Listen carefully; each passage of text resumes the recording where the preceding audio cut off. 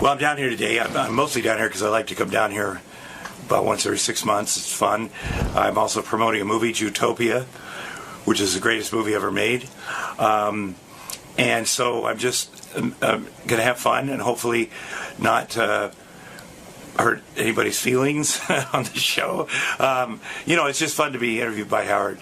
And so, I'm also promoting Zootopia and some other things, but mostly just come down to have fun here. Right, but that aside from the promotion, the conversation seems to stray and go into various corners, but you're okay with that. You come back continuously. I'm okay with it, and I don't intentionally say things, but things come up where when I leave the show, immediately I feel I need to call people. But it's worked out so far, and everybody's accepted my apologies, and it's fine. But when you come to the show, you have to be willing to talk about stuff. Otherwise, you're wasting people's time. Right. You have to give a little to get a little. You have to give a little. You have to give a lot to get a little. But it's worth it. It's great. There's no show that's better to promote anything, whether it be stand-up or movies or books, than being interviewed by Howard. I mean, it's the best anywhere. All right, Tom. We'll see you in the studio. Thank you. Hey now, Tom Arnold's stopping by. Look at this. Always good seeing him. I always like this guy. He's got good energy. I was talking about Tom Arnold. Tom's got a new movie. Yeah? It's you with the movies, bro. Oh, my gosh. Mr. Movie Star. Is this it? Is this what I do? It's hard keeping a movie career together, man. It really right? is. You got to keep finding... Hey, Gary, put Tom's mic a little closer to his mouth. Not a lot. What happened? Go ahead. No, it's. I'm just trying to get the... Yeah, we're having a microphone bad day. Yeah. How's that? Let me see. Say okay. testing 1, 2. Testing 1, 2. It's testing all right. 1, 2. It's just all right? That's... Gary, come on. Come on, Gary. Make it happen. Get your kid back in here. It's so crazy. Yeah. Like, the microphones weren't working, and my engineer wouldn't come in and, fix it. He was too tired. Oh, yeah. That's crazy, That makes right? sense. That makes sense. It's funny seeing Ronnie outside. He greets you. Yeah. Because I've met him a bunch of times. I know he's small. You expect some big dude, right? No. Just very trim, normal. Am I like the complete, everyone makes fun of me for having, Ronnie does security, but it's not like I expect him to beat anybody up. Yeah. It's just that he kind of makes sure things run smoothly, and if he sees anything weird going down, I forget he can call one of the big guys in. Right. That's the way I'm looking at it. Right. He's very lean. Ronnie did security for me over the weekend, and he does a really good job. I was very impressed. Yeah. Fortunately, nothing ever goes down. So, Thank goodness. Yeah. Well, one time on America's Got Talent, I had Ronnie doing security, and Howie threw a rubber snake, and everybody started running away because they thought it was a real snake. Right. And Ronnie ran away, too. All my security guys did. Nobody came to my aid. It was really kind of weird. It was sort of like a fire drill, Right. Yeah. How you been? I'm good. Dude, how old are you now? I'm 54. And you just had a baby. Yeah, he's 6 months. I'm exhausted. Congratulations. Thank you. It's great. How you holding up? I can't feel old because I got a kid. Yeah. So since he's been born, I've lost over 50 pounds just by going, I can't die this year. I'll give you a couple more. But it's great. We're doing sleep training, so mostly Ashley has to do it. But you wanted a kid for so long. I remember back in the Roseanne days, I know. you wanted a kid. You were I did. trying, yeah. But in a way, thank God. Yeah, you didn't definitely. have one with Roseanne, because you guys would be locked forever. It would be horrible. It would be horrible. No offense to her, but it would be horrible. Right, because the two of you disagree on everything. Well, and especially then, during the divorce, if we'd had a kid, God knows what would have been said about me and the kid, and because everything was said. And so, that's all good. And you had tried everything. And Roseanne had blamed it on you that you couldn't have a kid. It was my fault. She was right about that. You had a low sperm count. Very low. Yes. Sperm. And I didn't think it would work with Ashley because I tried it 23 times, the in vitro fertilization thing with the other wives. But I thought, we have to go through this for Ashley, even though I know it's not going to work. Had you resigned yourself in your mind that you were never going to have a kid? Absolutely. Yeah. Absolutely. So it was total shock when they said to you, hey, guess what? And it was shock. Are you sure this child is yours? I'm pretty sure, because, Dax Shepard offered sincerely. Dax Shepard, the comedian who's with Kristen Bell. Yeah, came over one night and said, listen, I want to do this for you. Kristen says it's okay. You could have my sperm. And I said, that's, the nicest thing anyone's ever said to me. And then I ran that by Ashley, and she's like, let's try one more time. Right. Because that could be weird. And, but now when I'm at Dax's house. Do you ever think in a weird way, like that motivated you to, I mean, I know you can't motivate sperm, but like, sometimes the human body can just sort of rise to the occasion. That, and we'd met with an adoption lawyer like the week before we found out we were pregnant. And in a way, maybe that relaxed you. Like you were saying, well, I'm going to have a kid one way or another, right? But even when the doctor said, oh, she's pregnant, I didn't believe it. And all the appointments, and you see the heartbeat, I was like, this is going to go sideways, because it did a couple times. Right. So I never, until she had the C-section, and I got to watch the baby coming out of her stomach, I didn't believe it. In a way, though, isn't it kind of annoying when a guy, between you and me, when Dax comes over and goes, I'll give you my sperm. like in a way, isn't it kind of... Well, if he'd have done it on day one, 10 years ago when I met him, like the first night. Why'd you just go fuck my wife? Yeah, exactly. But he's really thoughtful. And, he had to run that by Kristen. Right. And now we have children that are 10 days apart. I didn't know you were close to Dax Shepard very and close. Kristen Bell. Those are like your close friends. Yeah, very close. Best friend. And the babies are like just a couple of weeks? 10 days. Lincoln, their baby, adorable, 10 days apart. We went over. Jackson and I had a father-son day last weekend. We went over to visit, which was kind of a mistake because Lincoln is so smart. Right. Like I was feeling really good about my son. Right. And I sat him down together and we're watching, and Lincoln takes these toys and she's showing him how to play with them. Like she's trying to communicate, and he takes them and stuffs them in his mouth every time. And I was worried. Well, boys are slower than girls. Well, believe me, I was worried, and I started going, oh my gosh, did we have him tested? Seriously. Right. I had that feeling. I know. I called Ashley.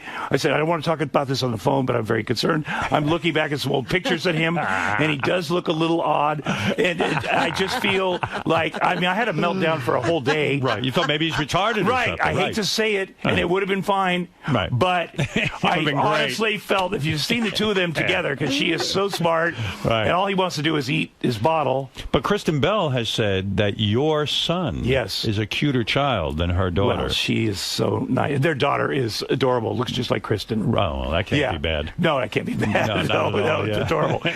But my son is very cute. He's very handsome. And you named your son Jax after the character on Sons of Anarchy? But partly, I remember you were on Sons of Anarchy. Yes, I was on Sons of Anarchy. And partly that. My dad's name is Jack, and I wanted to honor him, but not too much. Okay. So it went to his head. Why, because you don't like your dad that much? I love him, but I don't want to be Jack Jr. or Tom Jr. or it's whatever. Annoying, yeah. It's annoying. And then, that came up because Ashley loves that character. Right. And she probably loves the actor. Right. Charlie. How'd you end up on Sons of Anarchy? Did you do it because you loved the show so much? I love the show, but Kurt Sutter, I got to know him a little bit. He's the creator. He's the genius behind it. Yeah. And he just had me on for a couple of years. Yeah, you were a pornographer. Yes. Yeah. I watched that show. And every time I had to get beat up by Jax Teller, who's Charlie Hunnam, and I would be like, Kurt, he can't beat me up in real life. I don't know why this is. And he goes, just do the fucking script. I go, yeah, but in real life, I just want you to know. He couldn't do it. He probably could, but in my mind, I took him very personally on that show. Right. And he finally like, yeah, we're killing you next week, Tom. So you remind me of Eric the actor. He will not play any gay characters because he's afraid everyone will think he's gay. Yeah. You're saying in real life you could beat up Charlie Hunnam. I would think so. Yeah. I would think that he's much younger. A good fighter. Yeah. But the Eric the actor thing was pretty brilliant because all actors, it was true. Everything about that was true. It was, distorted, but yet I was listening to that and I thought, yeah, I've been there.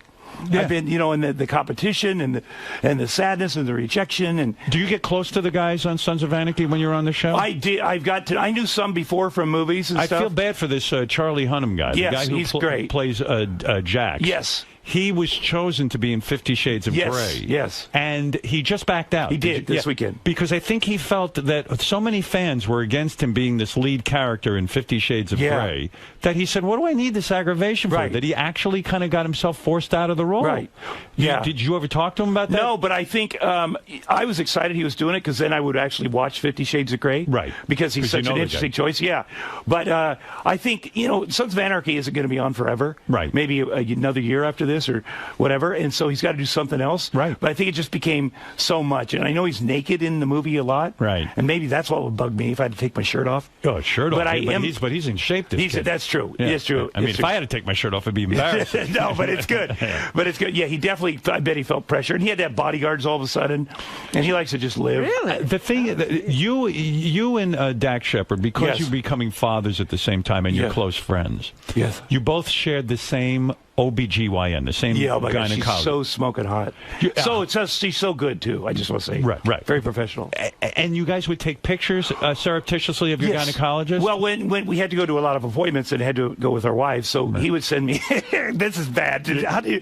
Okay. Did she know this was going No, on? I hope not. I hope not. You know, like they're taking a video. You're supposed to be of the screen, and the wife, and the video would be going down her. I know it's very inappropriate and sexist and horrible, but then he would send it to me, and then and then we found out Jason Duhamel. Duhamel. He was going to her, so we were bummed that she would like him more than us because he's super hot. Yeah. Right. Well. So in other words, it's just so attractive, this gynecologist, that she's so beautiful and put together and so professional. There's a lot about her that's great, and she's a great gynecologist. So while she's examining your wife, you could take pictures of her buttocks. Well, that happened. I don't want Dr. Hakaka. That's her name. And it's a great name. But she's like the best in the world. Right. I don't want to seem. My wife was very pissed off. Let's put it that way. That you and Dax were taking... very pissed off. Yes. I imagine so. That's so you guys are there because it's a beautiful time between you and your wife. Yes. The baby is coming into the world soon, and you guys are taking pictures of the gynecologist's ass. Right. Oh my God. And she's just very smartly put together too. Or we took her whole outfit. Right. Like one day she wore these boots that go all the way up to the knee, and I thought, well, that's a great look. It's very, Oh, yeah. So you captured it. Yeah, I captured that. And I understand you are still seeing the gynecologist even after your wife is not. I wish. She's so good. She's so beautiful and whatever. That's so is she the gynecologist to the stars? I mean, she does a lot of people. I think she does a lot of people, but she does because she's not like they wanted a moil to come in to do my son's circumcision. Ashley did, and I didn't want anybody else in the hospital that had germs and the idea of this old moil that's whatever he's pretty. But I had her do it. Dr. Hakaka did it? So she's the first person that touched my son's penis, which is all, it's all downhill from here. But I wanted to take a picture of her for his sake later in life when I go, hey, as a matter of fact, look at this. What did Dr. Hakaka wear during the circumcision? Did she wear? Everything she has is like fitted. Right. So even her hospital stuff is like fitted. Right. So it's beautiful. So I go, I'm very attentive when she's around. I went in for the circumcision. Right. Normally I would miss that. But she's so loving too. And she's just a wonderful woman. You have a crush on Dr. Hakaka. Well, of course. Yeah. Of course. And her husband is super smoking hot too. Of course he is. She's married. He's hot too. Well, okay. Well, very good. I mean, it's just incredible. And you say you lost 50 pounds. I did. Because you really have to worry about your health now. I mean, God forbid. I mean, you got a young child at home. Right. And you are the role model, right? Right. You're the male role model, I assume. I hope so. Yeah, absolutely. And you want to be around. That's the whole point. I want to be around. And it's not hard. It's just that I was such a glutton before. I just eat normal-sized meals. We have a lady that brings over some food. Right. And it's been easy. People don't understand that concept. If you cut down your portions. Right. I dropped 22 pounds myself. You look good. Thank you. And as you do, too. And so, I like how we're blowing smoke up each other. No, but seriously. We both look horrible. Generally, we look horrible. Now we look a little better. But what I'm saying is, people don't realize, because someone said to me, how'd you do it? How'd you do it? Right. I said, listen, I just ate a normal breakfast. Right. Sort of like a spa lunch. You know what I mean? Right. Some vegetables and some fish. And then for dinner, I eat whatever I want. Right. But, nothing crazy. Right. A portion. Right, exactly. Nobody gets that. Exactly. Right. And the weight will come off. One plate. Before I would eat 2 plates, load them all up. Me too. Get ready to go through there. But also, I think that bread was my thing. So just eliminating that. And I know you don't drink, but if you have 2 or 3 glasses of wine, right, you're going to pack on the pounds. It turns to sugar. That's right. I have one glass, if that. Right, exactly. All right, Mr. Teetotaler. I mean, don't come down to me. I don't need rehab. Exactly. Maybe 3 times I wish you did. That would be hilarious. What, if I was in rehab? Yeah, wouldn't that be great? I heard a story about you with rehab that you got to confirm or deny. Okay. The story was that I guess you were in some sort of chain letter, not chain letter, but an email with a lot of people that signed on to this group email. Right. Okay. And I don't know, you got mad in the email. Yes. And you lost your cool, and you called somebody a fag. Right. And Elton John's husband was in the chain. And Elton John. And Elton John as well. And in the email where you called this guy a fag, they saw it, and they got so upset with you, and they were going to kick your ass. Yes, they were. They were. Yeah. And so in order do you think you could kick their asses? No, there's no way they can kick my ass. I mean, here's the whole story. All right. Okay, Kevin Zegers, a young actor, very good friend of mine. Right. We met making Gardens of the Night. He's a brilliant young actor. What really movie were you making? Guy. Gardens of the Night. Yeah, we played pedophiles. He was my younger pedophile. Right. We got very close, and we also are in this new movie called The Something of Something. Anyway, it's great. You don't know the name of Downers Grove. Oh. The Curse of Downers Grove, which comes out this year. It's very, very good. Okay. Brent Ellis Easton or Easton Ellis wrote it. And anyway, so did you read the script? I did. Well, no, not really, but it's great. Kevin's one of the best young actors are. Anyway, I'd been in rehab. I had all these surgeries, but because of the surgeries, I was still on medication. This is in January of 2011. So really, I owe Elton John and his husband, David. Is it David Guest? David Guest. David I don't know. David Guest. Furness? Yeah. That's it. David Furnish. Yeah. David Guest was Liza Minnelli's husband. They're different guys. Oh, okay. I just realized that. Anyway, now he's probably super pissed now. Okay. I don't even know his name. So go ahead. I'd been to rehab, but I still had to take medication because I had this open thing they were going to do surgery on, and I was funky. And I just got back from Hawaii, and I had to take sleepy pills. I had whatever, and I was funky. And so I'm on the internet, and it's Kevin Zegers. Somebody says we're planning a birthday party for Kevin. Do you want to be involved? I'm like, hell yes. And then we're back and forth on the internet. All of a sudden, Kevin comes on and says, listen, I love you, man. Like, very seriously, sincere. And I just wrote back fag in big letters, which I know is inappropriate. Right. But I apparently hit send all or reply all. And the next thing I know, Elton John's husband is like, I'm going to kick your fucking ass, you fucking fat, sweaty motherfucker. I'm coming over there. And I'm like, well, fat, sweaty. First of all, who the fuck are you? Right. And shut the fuck up. Anyway, my wife realizes this is going on. This is the middle of the night, by the way. Right. She comes down and she's like, oh my God, that's Elton John's fucking husband, and you're going to fight him? I go, fucking yes, I'm going to fight him. Oh, she goes, you said fag. I said, I didn't say fag to him. I know it's inappropriate. I'll never say fag again. But now, seriously, I have to fight this guy. And she was like, that is it. You're going into detox right now. So literally, I was like, okay, fuck. Okay, I'll go into detox. So I went right. So they saved my life, really. Right. And I heard you checked into rehab, that you didn't really need it that badly, but you figured if you check into rehab. Right, that's true. They would you get off the case, and then you wouldn't get like targeted by the way, I did the lame addict thing. I wrote a letter and said, reply all to everybody like, oh man, I don't know what's going on over here, but apparently somebody wrote fag from my account. I mean, it's such a lie. Such a dirty lie. Yeah, I don't know what's going on. They hacked in. Yeah, they hacked in. Anthony Weiner said that. That's right. So I immediately went to UCLA and went to detox. Good. Yeah, just to get it, just because I didn't want it. Because Elton John is super fucking powerful. This guy there, his husband. Yes. If you get on Elton John's wrong side. Right, you're out. And he starts going around Tom Arnold. Yes, he said fag. Oh, my God. Yeah. I did not. Well, wait a minute, Tom. Yeah. I got to go back for a second. You had the ileostomy? Yes. And you got messed up on drugs again? Well, while you were recovering? Yes, after when they went to seal me up, after I'd been on the wound vac, I had this open wound that had to heal. They took down the ileostomy. I got MRSA in the hospital. So they had to open up this big, what the hell is MRSA? MRSA is a horrible staph. Yeah. Infection. A strep infection. A staph infection. Staph. Yeah, it's bad. Yeah. It's bad. It's come back since. I had it this summer and they had to cut it, but everything's fine. Oh, it's fine. A lot of football players are getting it now, so it's very popular. You're falling apart, for God's sake. Yeah, exactly. You really are. Exactly. So, did you bring your son, your new son? Yes. To Arnold. Arnold Schwarzenegger is still your best friend, right? He came to the hospital on day one. Oh, no kidding. He is so good with the baby.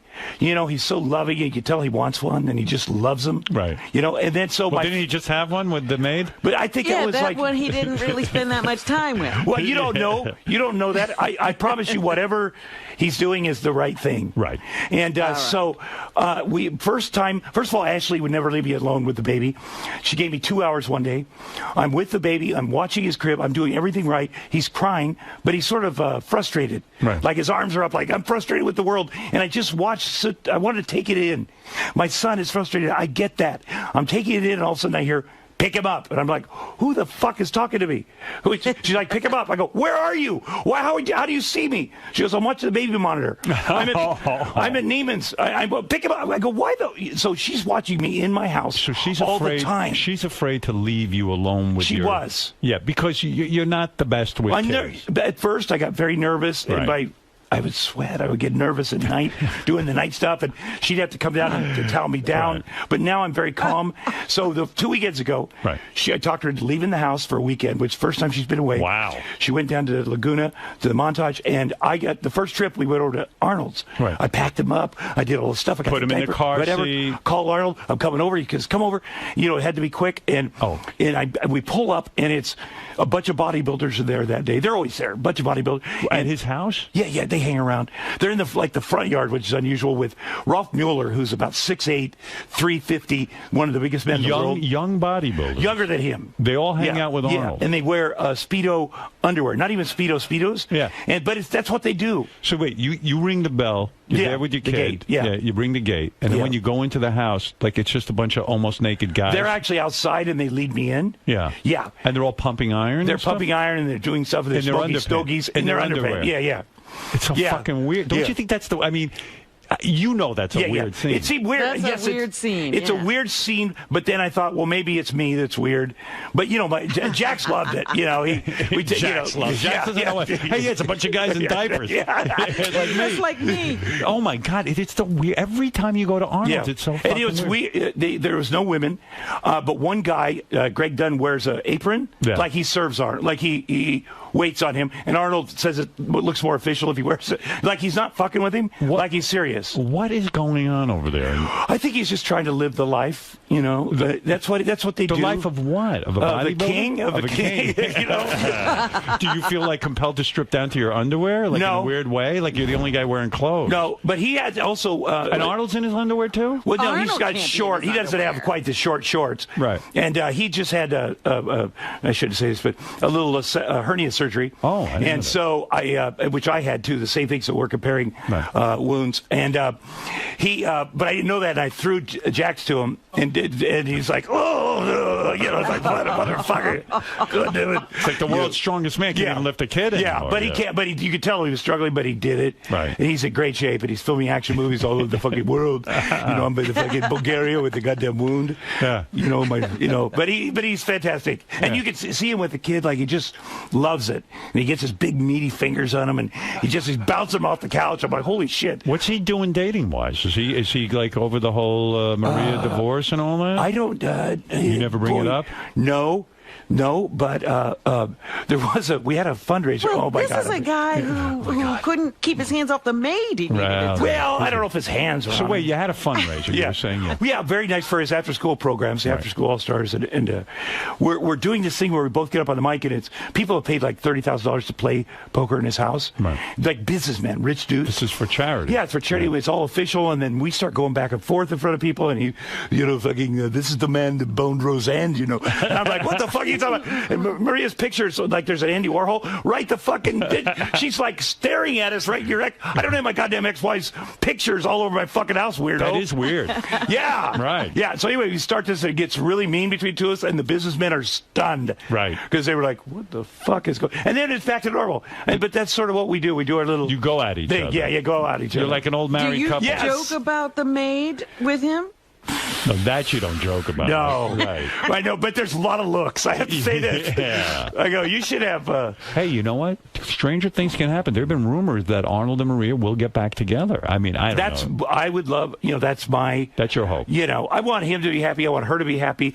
I would... If I was her, I'd be dating. Right. That's just my opinion, because that would fire things up a little bit. Right. And I know Bobby Kennedy said the same thing a couple weeks ago on TV. He's trying to find somebody for her. And I know the family is, because she's a beautiful woman. Right, yeah. She could date like a younger guy. Right. That would fire Arnold up. Right. Get that out of her system. Seriously, that's what she should do. Yeah, because he needs to be jealous a little bit. Right. But then again, he'd probably like it. He's like, let's get that motherfucker over here. Right. Yeah. Well, it's so funny. Like, Arnold is such an an interesting guy. He is. Like you go over there and like guys are all like shaved down in their underpants, and like that seems like such like it's almost like that's what you'd expect at Elton John's house. Right, though it's very similar. And even if you read his books, it's all about going in the forest with these guys and getting some meat, and we're naked and we rub each other down. You know, he has a product that I'm involved with called Muscle Farm. Right, and it's the first time he's ever put his name on a fitness supplement product. Right. And so we're pumping that up. You guys are working on it together. Yes, yeah. My brother. Interesting. It's unbelievable. But you talk about your life. Sometimes I think you have the most interesting life out of anyone in Hollywood. I was looking at. You ended up in rehab at one point with Lindsay Lohan. Yes. And you said something remarkable. What? That she has her own tanning bed. Well, here's the thing. Yeah. In rehab, let me just explain it. And Lindsay has been very open about this, so I don't want to You're not telling anything now. I'm not telling anything. I wouldn't do that. It's inappropriate. They had the regular rehab, then they had the medical unit at this place we're talking about. And I was in the medical unit because I had this open wound and this wound back. And she moved in next door to me in the medical unit.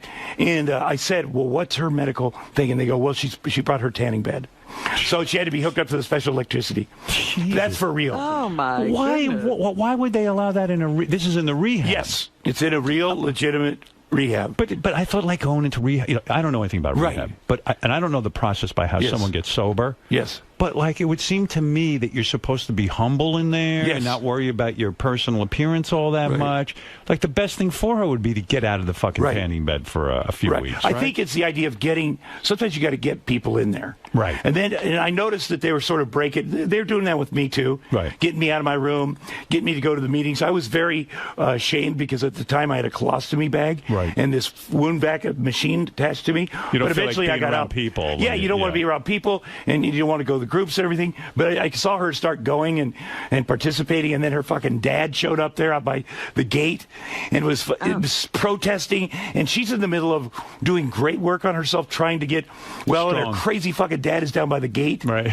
So, it's just so weird. Yeah. You must have seen it all, man. Yes. It's unbelievable. Yes. But the tanning bed is... You've got several books. She's not tanning. Right? Yeah. You got to write the book. I got to write another book. You got to write another book. You got to write another 5 books. Yes. But I mean, it is crazy how everything happens around you. Right. You know? Yeah. Like you're there. Yeah. She didn't really have a tan either. Right. She's sort of light skinned. Yeah, I know that's what I thought was weird. Yeah. Like I've seen her in pictures. She didn't look all that tan. No. What the fuck could that be? I don't know. And what does it cost to bring a tanning bed into a hospital? That's true. But she brought it from home, so it's something that travels with her. It's her pretty bed. crazy. Yeah. So you're doing a new movie. Yes, that's what you're promoting. Yes. You got this movie called Jutopia. Yes. Which sounds very anti-Semitic. That's what the reviewers say. Yeah. Oh, they do? The critics. The critics have said it's anti-Semitic. Yes, but let me just say, they're not Jewish. Right. So, no, it's fun. It's about Jewish women, I think, a lot. Yeah. And it was an off-Broadway play. I like when you review your own movie and you go, I think it's about... No. Yeah, don't you I have my Have notes you here. seen the movie? I have seen. I did watch it. Why do you have to have notes about the movie? Well, because I want to tell you the history. It's an off-Broadway play, the longest-running one ever. Okay. That these guys, Brian Fogel and this other guy named Sam Wolfson, they created it. Brian directs it. It's great. It's got a great cast of white. I'm in it a little bit. Yeah. Cameron Manheim and I are parents to Jamie Lynn Sigler.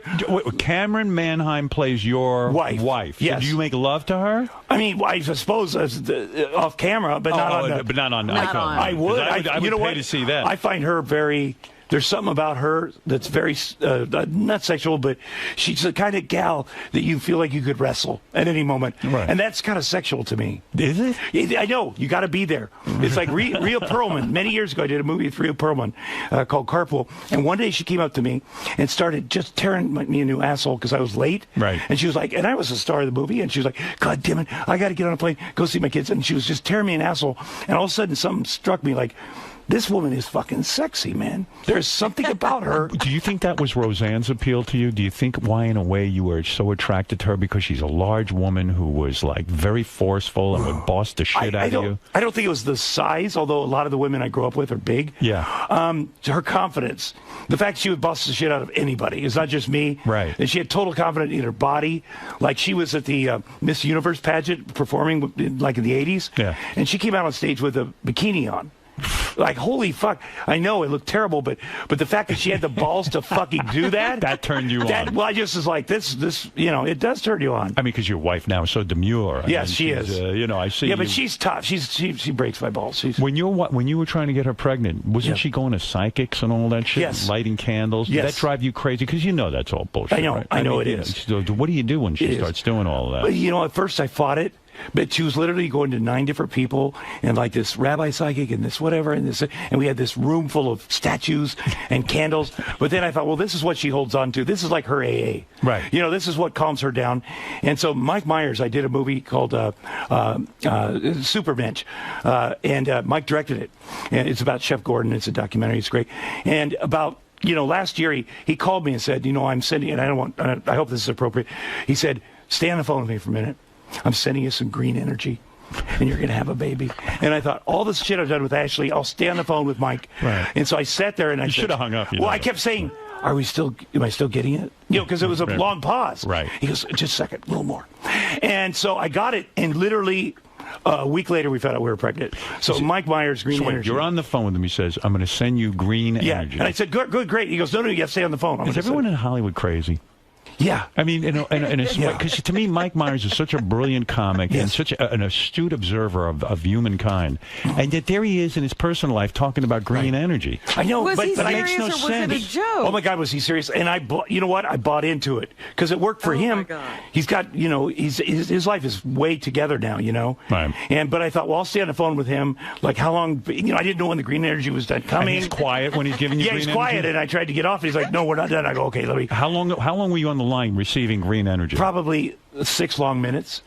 Quiet? Quiet, I know. And it was weird because I love Mike Myers, so I want to do what he wants me to do. Right. But I also want to receive the green energy. And so I was like, okay. And he's totally sincere. That's the thing. Yeah. So I don't want to, the fact that he took 6 minutes to send me green energy means a lot to me. Oh, and did you say to him, listen, Mike, no offense, but I've never heard of green energy. What is it? Well, I didn't want, I pretended I had because I don't want to seem stupid. Yeah, so I was like, yeah, I got the green energy. But a lot of people in Hollywood think that they're healers. And right. like Travolta supposedly now with the Scientology, he thinks he's a healer. Right, but that's his in. That's like us guys. I'm good at back rubs or head scratches. Yeah. But he wants to get laid. But it's also. But I have had men tell me that he has not had sex with, that he helped heal them. That really? Yes. That John Travolta. You think Travolta is saying he's a healer because he wants to get his hands on? Well, I think subconsciously we Right. always do that. Right. I love John Travolta. But he's one of my heroes. Right, but maybe it's a messiah complex too. Right, exactly. But it seems like everybody wants superpowers. I mean, Mike Myers doesn't have any green energy. He might. He might. I believe. Have you looked into green energy? No, I'm not even sure what it is. Yeah. But I tell you, do you want some green energy? I can give it to you. Exactly. But I made me feel like with Ashley, I could say I also did this crazy thing.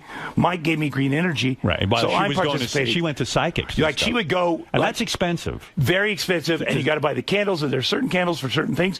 And then she gets her whole family involved. By the way, Jax doesn't look like any of these psychics, does he? No. Just a little bit, like one of them. I have to say that he does look so much like me, and I wouldn't have cared if he didn't. Heard that, yeah. But there would have been a moment where, and we were talking about this last night, I said, even if you had used somebody else's sperm, okay, even if you had, it would be okay, and you could tell me. And then she's like, no, I would never tell you. I go, but you didn't, right? She goes, no, I didn't, but I would never. I go, but I would like to know. I'm just so happy. So she goes, people are probably saying that because he does look a little like, he could. So all babies look like Arnold. But when yeah, exactly. Yeah. But I love that story. How you used to go over to Arnold's house and you'd see the maid there, and sometimes the kid, her kid would be there, and you'd tease Arnold and say, "Hey, Arnold, that kid looks just like you," and then he pulled you aside and said, "Hey, shut the fuck up." Yeah. Hey, only you. Yeah, but I didn't know. I didn't know. You didn't and know. The lesson is, if you got something going, you tell your buddies, so they don't make jokes. Would you go home and say even to your wife, like, "Jesus, there's this kid the maid has that looks exactly like Arnold"? I mean, everybody that's seen pictures on the internet and identical twin. Yeah. So everybody would say, no, I never thought that really happened, but subconsciously it's something. The funny bone kept getting tickled, so I kept saying stuff. You know how you beg your friends the little things, and it turned out to be more of a big thing. And are you the kind of guy in your house? Do you have a a lot of posters and things of your movie career and different moments in your career? No. I picture Arnold does. You know what I mean? Well, he's got statues of himself, like famous artists sculpted him. Yeah. So but there's a lot. There's picture. He's on top of a mountain, and there's a lot. It's like an unusual. Like Zeus. Like there's not a room for it. It's the whole house is for it. Wow. And they're all fabulous.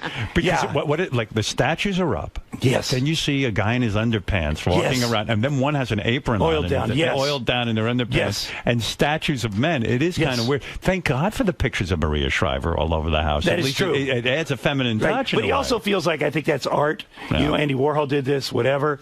And it is. It's a very macho house now. Yes. And it's even hard to get because there's gates and people. Does he have a firing range there? Any kind of guns? He has a huge. You can play like polo. He has a polo field.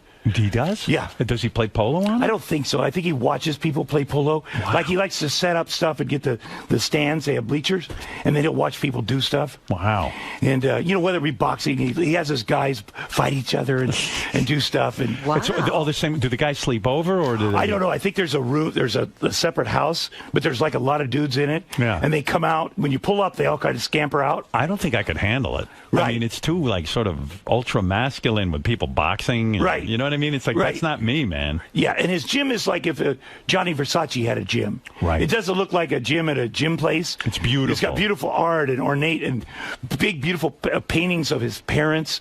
It's like there's not like muscle stuff. It's like a real personal place for him. It's like it's because listen, Versailles. That's the thing that made him working out. You know.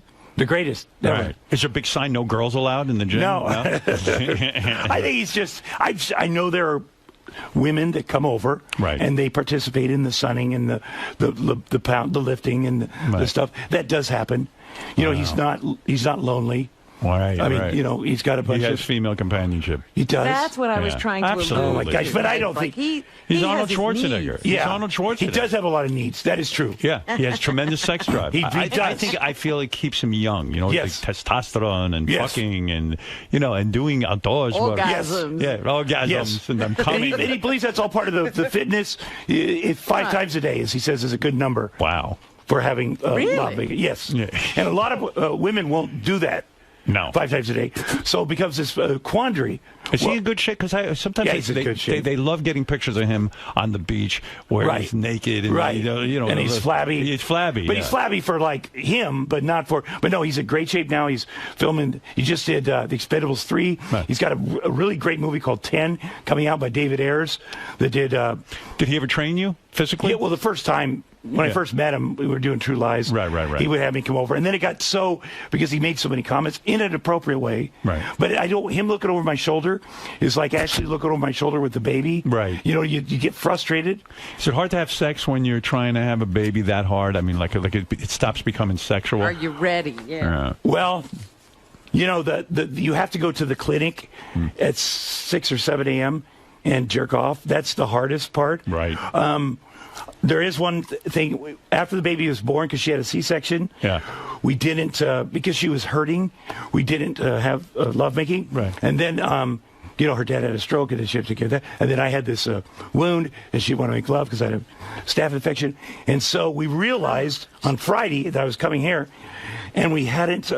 Made love since before the baby was born. You're talking 6 months, maybe, right? Yeah, over 6 months. Wow. And there's been a couple times I mentioned it, and it's when I had my wound, and she's like, "Get real, come on." Right. And she doesn't want to go near because she's afraid she can get the infection. Right, the staph infection, which is like whatever. Yeah, I don't even want to go near you. No, I'm fine. It's all good. But and she had the baby tested immediately, so she found out because she's freaking. But he's fine. So Friday night, I said we just have to. I'm going to be on Howard, and we have to do because I don't want to say I didn't make love to my. So. We did it. It's like one of those deals. All right, let's do it. Right. She goes, "Oh, will I hurt you because of your abdomen?" I didn't. No, it's gonna be fine.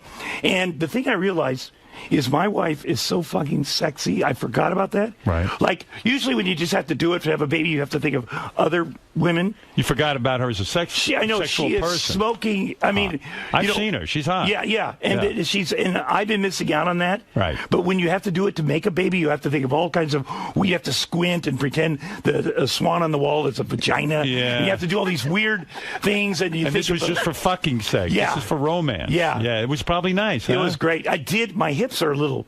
The outside of my hips are very sore. You didn't come for 6 months, or did you jerk off? I did. I jerked off, but not like I used to. Right. I dad pace myself. Yeah. But by the way, if you have a small penis, not jerking off makes it a little bit bigger because you're sort of almost ready to be aroused at all times. Yeah. So I think about that too. Right. Because, I want to be, you get that half sort of a boner. See, I got a small penis, and I always think if I jerk off, it'll start to stretch a little. That's what I agree with that part too. Right. By just yanking on it, literally pulling it like a muscle. Yeah, constant usage might make it stretch out a little bit. A guy that Arnold knows put a dumbbell on his penis and would sit on that chair, and there's a hole in the chair, and then he stretched his penis out with a dumbbell. He thought that worked. And did it work? He ended up having a rupture in his penis, and he had to have a surgery. Yeah, I mean, people do crazy things. Yeah, it was a terrible thing. Oh my! Did Arnold laugh at that? Yeah, he thought it was hilarious. He encouraged it. Oh my God, what a life! Well, the new movie is called Jutopia. Jutopia. You could see it on demand. It's on iTunes. Courtney Mizell produced it. This great producer, Tucker Tooley. They're wonderful. Jennifer Love Hewitt is in it. Wendy Malick. She looked good. She looks great. She looks. What's that, Robin? He's got notes. He doesn't remember. Well, I don't want to let anybody down. Andy Fickman. What is this? The Academy Awards? You actually wrote this. No, you can use your notes. Rita Wilson is in it. She's great. Tom Hanks' wife. That's right. Yeah. She doesn't even have to work, but she does, and she's funny. She loves it. And she's kind of nasty too. I like it. Yeah. Well, she says bad things to you. Well, there's something people just nasty sexy about her. Do you ever think it's you? Do you ever think it's like I always think it's me. I think you're the nicest guy, but maybe you're annoying or something. I try not to be. Right. And I go to those parties, and I'm like, oh my God. I always liked you on that sports show. I love doing that sports show. Yeah, and then they fired you? Well, they couldn't afford to do it because nobody was watching. Oh, it got canceled. It got canceled. But now they have a new network, Fox Sports 1, and maybe I'll get back on there. Yeah, I always liked you on that. I think you're terrific. I loved doing that. I loved it. You were terrific. It's great. Tom Arnold, in addition to being a new father, is also in Jutopia, which is in select theaters and video on demand now. And as Tom says, Jennifer Love Hewitt, cameraman, I'm very sexy, very, very powerful. Very sexy. Peter Stomari. I don't even know what he said. A lot of things were said. Yeah. Nicolette Sheridan is in it, I think. Nicolette Sheridan. Yes. Yeah. Oh, I used to. This movie, just get it. Really? It's amazing. And you say it's anti-Semitic. I like anti-Semitic movies. Yes. Well, it's not. It's just Hitler's favorite movie, Jutopia. But it also makes fun of, like Jewish women when they order food. Right. They can never just fucking order food. I know as you can. Yeah. They send it back. They go to vaginabeautiful.com, and that's our site that has the trailer. Jutopia is vaginabeautiful.com? Because I play a vagina doctor in it. Oh. So I do gynecologist. Vagina doctor. But I specialize in vaginal You would never know he just had a baby. Yeah. I mean, a vagina doctor. Well, but I specialize in vaginal rejuvenation. Oh, yeah. So that's why. So vaginabeautiful.com is a great site. Right. And you can see everything about the movie. How you doing with Rosanna? You guys friends again? You know what? I heard you had a Twitter feud. You know what? We did have a Twitter feud. It was I had tweeted something innocuous, which was, I cleaned out my garage.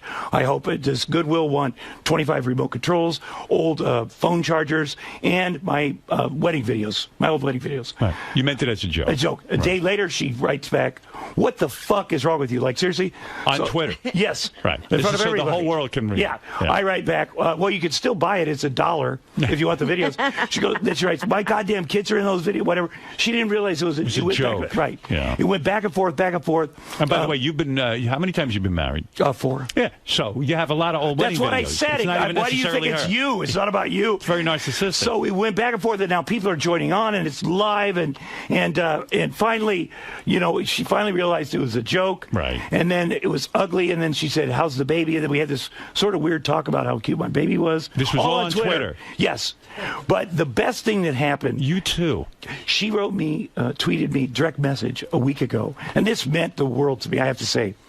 She asked me to read her script and put notes on her script that she's doing for NBC. Right. Which is the biggest honor. Yeah. Which is such an honor considering... Roseanne's coming back to sitcom? Yes. That's big news. Yes. But the fact that she would ask me to, after all we've been through, it meant so much to me. Did you make notes? She hasn't sent it. But the fact that she asked me, I'm sure it's a 3-step process. Right. I said to her, this means so much to me. I remember in 1986 when you read my first script and how my spine was tingling. You worked on Roseanne. It was a big deal. Yes, it was good. We were good at that. Right. We were really good at that stuff. Yeah, so maybe that's it. Maybe you'll go work on her show. That would be amazing. That would be amazing. But I want to do that. Yeah. That'd be great. That's a big compliment. Well, let's just say Tom Arnold's career is on fire. He's performing stand-up comedy. I am, and I'll be at Stanford & Sons in Kansas City in November, like the 14th or 17th, but something there. I saw you on Sons of Anarchy. Yes, Sons of Anarchy. You were very good in that. Did that, a lot of stuff. You will also be over at Arnold Schwarzenegger's I'll be at Arnold Schwarzenegger's house. Underwear. But Dax not Shepard. in the Speedos. Not in Speedos. I will not wear the Speedos. Tom also now possesses green energy. I do from Mike Myers. From Mike Myers, he received green energy. Superman, it's a great documentary. Do you think you could have another baby on this green energy? That's what we're doing. We're working on that now because we feel Ashley's body is right where it needs to be. And you are right where it needs to be. That's true. That's true. That's true. Once you have one, sometimes all of a sudden everything just loosens up. Yeah. Right. He's over at Arnold's house. Yes, I heard you guys, your favorite thing to do with each other is to tell racist jokes. No, it's sometimes people are accidentally sort of racist. Right. We were doing a thing for Muscle Farm down at Muscle Beach last week, and we're making a speech about this is fantastic. It's the first time we've done these projects. And I said, tell me what it's like 40 years ago in front of the press. I said, you came here, you and Franco Colombo, this very spot. You started it all right here on this spot. He goes, we came to Muscle Beach. We did like 5 hours at Gould's and then 5 hours at World Gym. But we came here to get some sun for an hour, to get the sun, to get the tan. And, and there's a giant black bodybuilder next to him. And he goes, of course, you people don't have to worry about that. And it was live. I was like, that is so funny. Just the way he said, you people. Yeah, right. And then he's funny. It's funny. And then the guy laughed. And then I thought he gave me that look, that twinkle, like we're gonna keep this going, right? Like we would in private. And I was like, oh my God, what is this in public? But he's got that twinkle in his eye because he's so funny, right? And just sometimes because Joe Weider created all these projects. He was Arnold's mentor. He gave Arnold his career. And Arnold speaking, I never had my own products before Muscle Farm because I promised Joe Weider for his whole life I will never have my own products. Well, Joe is dead. yeah. I remember that. Joe Weider had an empire. He was, he did amazing things. He was a big backer. He backed Arnold. He did back Arnold. He just passed away recently. Well, I could bullshit with you all day. Thank you. I'll tell you that. It's great fun. Tom Arnold, Jewtopia. He claims you should see this. It's so fun, and so many people worked on it, and it's been around for so long. Please check it out. Get on there. It's in select theaters. It's in select theaters and video on demand. Video, VOD, iTunes, all those different things that they have. Amazon. It's just great. How many notes do you have? I have these are all about Utopia. And there's one that says, do you have an assistant? Apologize to Elton John's husband. Right. Do you have an assistant? Because you should type those notes out. I do. I know. I will next time. Okay. I left them on the plane. I had them sort of organized. Right. And then I was on the plane last night, and I left them. So do you want to take a look at them? Make sure you got there? Well, vaginabeautiful.com. I mean, that says it all. You could, And for more information, go to jewtopiamovie.com. Okay. Oh, that's true. You could do that also. All right. Yes, but it's been great. And then, baby class. I don't need to talk about that. But anyway, I go to the baby classes with him, and that's so with fun. Who? With Jax. Oh, you do? That's why my wife Dax? No, Jax, my boy. Oh, just me and him. Oh, the two of you? Yeah. When we went Friday, I think that's why my wife and I made love, because I'm sitting there, I'm the only guy, and there's these beautiful wives, and I'm not looking at them. Right. But they've all got their babies. I kind of do what they do, and we're all sitting. We're spread eagle on the mat. Right. You have to take your shoes off. And I accidentally looked at one of the beautiful wives. Her thing was up, and she saw me looking and gave me that "you're a creep" look. Yeah. And she pulled her shirt down over her knees. And so I was telling Ashley about this that night, and I said, they're very attractive, whatever. And I started thinking, wait, my wife's attractive. Right. And that started so that's what I got out of that class. But they put the baby. What? This class. You mean you had to leave your baby class because you were looking at the women? No, I didn't have to, but I accidentally looked at them, and then I went home and was explaining it. Were people upset with you that you were looking at them? Maybe? I hope they don't think I'm a creep, because they're so much younger and more beautiful. I hope they don't. Right. But poor you're so tortured. Yes. Yeah. Well, it's also a class. It's called Out of the Box, and you put your baby in spaghetti. Like they have a giant pool of pasta, and I said to my wife, "That looks stupid. I'm not doing that." But man, he gets in there. there, and he just goes crazy. All these other babies go crazy, and they're having so much fun, and they're throwing stuff at each other, and it's just such a joy. Too bad you can't stay there because of the MILFs. Well, no, I can say it, but I just want to make it clear. I'm here as a dad. I'm not here as a Tom Arnold or a weird dude looking at you. Right. Okay, fair enough. You know, I try to be appropriate. Tom, I'm very excited about everything going on. Everything is I great, really Howard. am. Jutopia, I'm very excited about Oh, my seeing gosh, that. of course. You're going to love it. And please send me those pictures of Dr. Hakaka. Oh, my gosh, she's so beautiful. And she's a great doctor. Number one, she is a wonderful woman and doctor, and Dax has video, too. I love that you guys are taking pictures of the gynecologist. It does sound creepy now that we say it. Yeah, right. And I hope she's not offended, but she's certainly a great woman. You love her. You love her. Yes, she's, right. Oh, my gosh. All right, listen. You've said a lot. Yes. You've said a lot. It's been great. And I thank you for that. Thank you for having me. Eric, the actor, just wants to say a quick hello to you. He's a fan of yours. Oh, my gosh. Yes, Eric. Good morning. Good morning. I was wondering, is the big redneck vacation coming back on CMT? That's a good question, Eric. I don't know for sure if it's coming back. That's a show we had on CMT, and we had Riley Martin on it. Right, Remember that weird show? Yes. Oh, I don't know if it is. yeah. I hope so, but we'd love to have you on there. Yeah, as an For actor, real. would you tell Eric that it's okay to play gay characters? I 100%. I mean, I played pedophiles. Come on. That's taking it one step beyond. Explain gay. to Eric that we know you're not a pedophile. Exactly. If you play one. Right, absolutely. And nobody thinks you are. I feel, Eric, I root for you. I want you to do well in this business. But playing a gay character it doesn't. You got to, you have to do it. I know Chuck Zito came to one of my shows recently and said, I would never play a gay character either. He won't. Well, he can't. He's got a That's whole true. image. He's like an action hero. But it would be great if he did. It would be great if Arnold did. Right. It'd be great if Arnold played a Nazi. Right. How great would that be? It would be fantastic. Because we know he's not a Nazi. Right. But yet people have said that because where he's from. He's sensitive. And he could win an Oscar. Playing Right. a gay Nazi. Eric, do you hear what Tom is saying? You need to do it. You need to do things that are not you. Do the hard things. You're not gay. Eric, what do you say to that? Are you inspired? I will take it into consideration. Wow. That's very nice because I'd love to work with I'd Eric. love to see him as a gay. Well, we have a part for Eric I if he know. would play gay. Yeah. Okay. Yeah, I know. Well, maybe he'll do it now. But I thought you made the Jeff the Drunk, the gay part. You worked it all No, out. it turned out that Oh, my Jeff doesn't God. want to switch. No. Okay. Yeah. And I have to say a compliment to you, Paul McCartney. So wonderful, that interview. And you're such a fan, and I love that. I love that him. you could be a fan of somebody. Yes. Oh, please. I'm a fan of a lot of people. I know, but yeah, I know that. Yeah, no, And we're How can you not love Paul McCartney, right? No, I mean, he's unfucking believable. But then after he left, Robin started talking about a guy that put his dick in a toaster. Yes. And the way you segued into that and sort of rebooted, Right. you went from, man, I love Paul McCartney, and he's so wonderful, he's here, and then Well, the guy that's with the dick- beauty of the show. That is We the beauty of the show. can tank at one thing, but then Yeah. maybe come back on another. You Yeah. know, it's something for everybody. Yeah, there really right. is. Like for a while, I was sincere, and and then all of a sudden, Yes, it's about a guy yes. and his dick and the toaster. Yeah. It's pretty weird. And how you were sincere talking about that, too. You're wondering, why did they do that? Why can't you be into both things? Right, exactly. Right. Exactly. Equally. Exactly. All right, look. You've said a lot. Yes. Probably too much. Probably. I'm sure you've said something that somebody's upset about. Yes. But I love it. Thank you. And Tom Arnold, I'm a huge fan. Thank you. I'm a huge And I fan. wish you the best. Thank you. And you got a lot of good projects coming up. I do. And Utopia, I think, is going to be a smash. It's going to be a smash. Smash. You know, that's- And next time, try and know something about the film that you're in. Yeah, well, no, it's good. I did watch it. I know. And I love the other people in it. Right. Oh, I know. It's hard to watch it myself. Right. Okay. Yeah. All right. We'll be back. Thanks, Tom. Thank you for coming in. Thank you, everybody. We'll be back right after. And Eric, thank you. Thank you, Eric.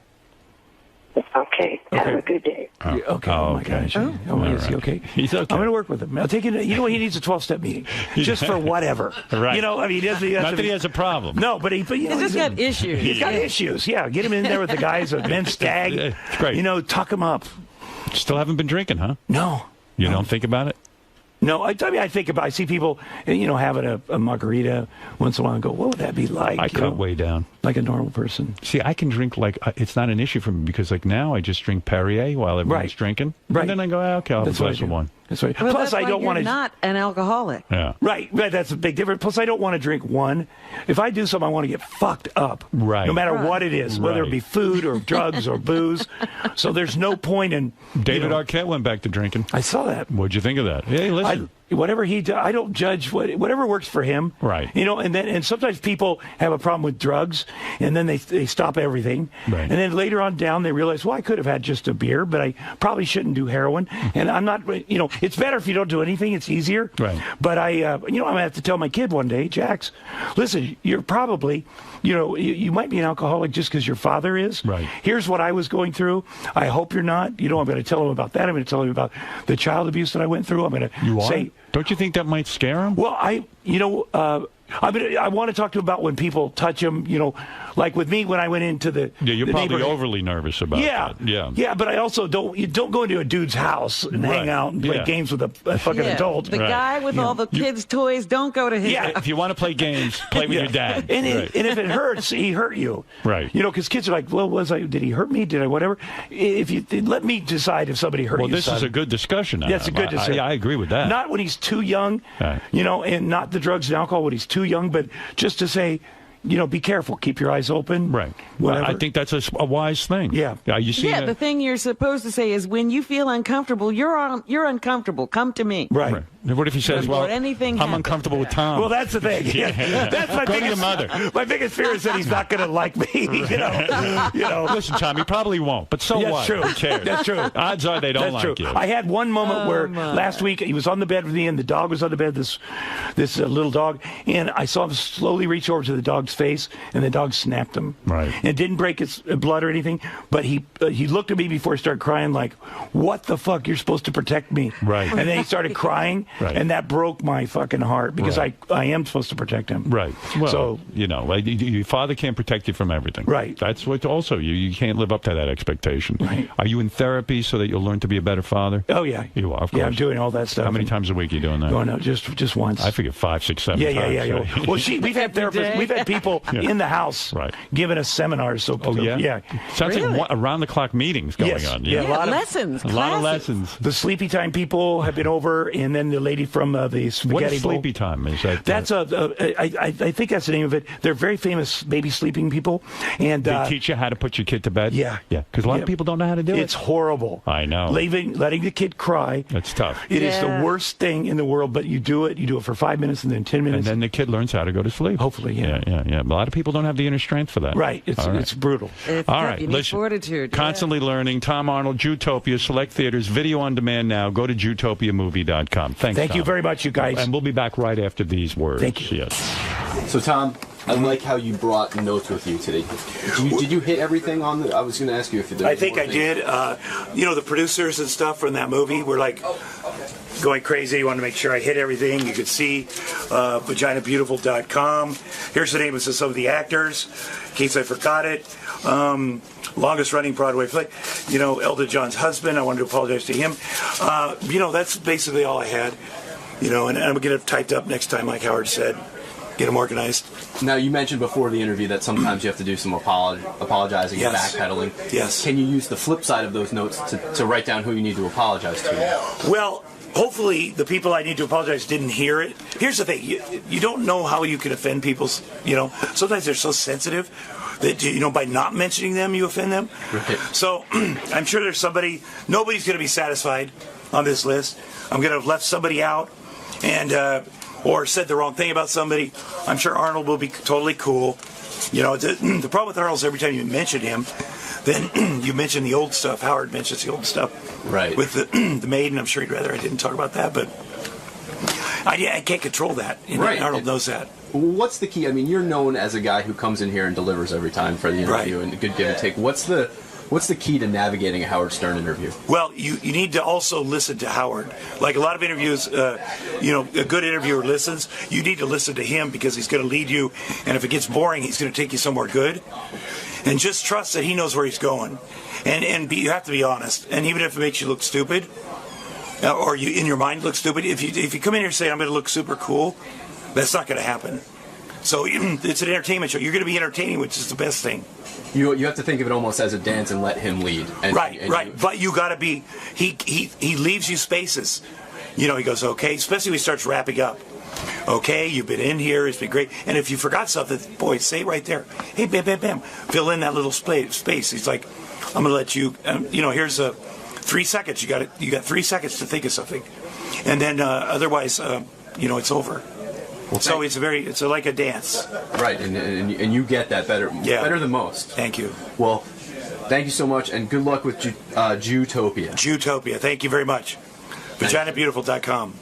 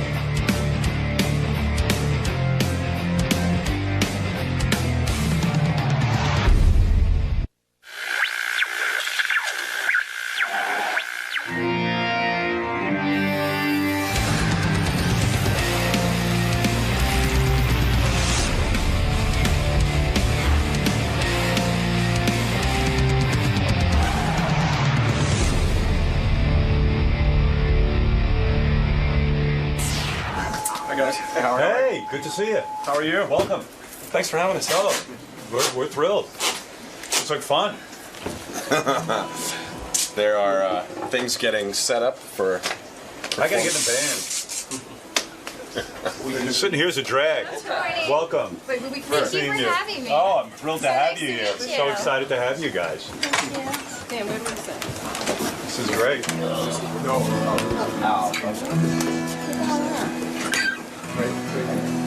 Do you guys want to try this from the top, or do you want to hear your levels? Do you want your ears, Chad? Yeah, I'll throw these cans on them. So do we have time to... You have time to... You have a few minutes just to make sure you're comfortable. Just do a quick sound check.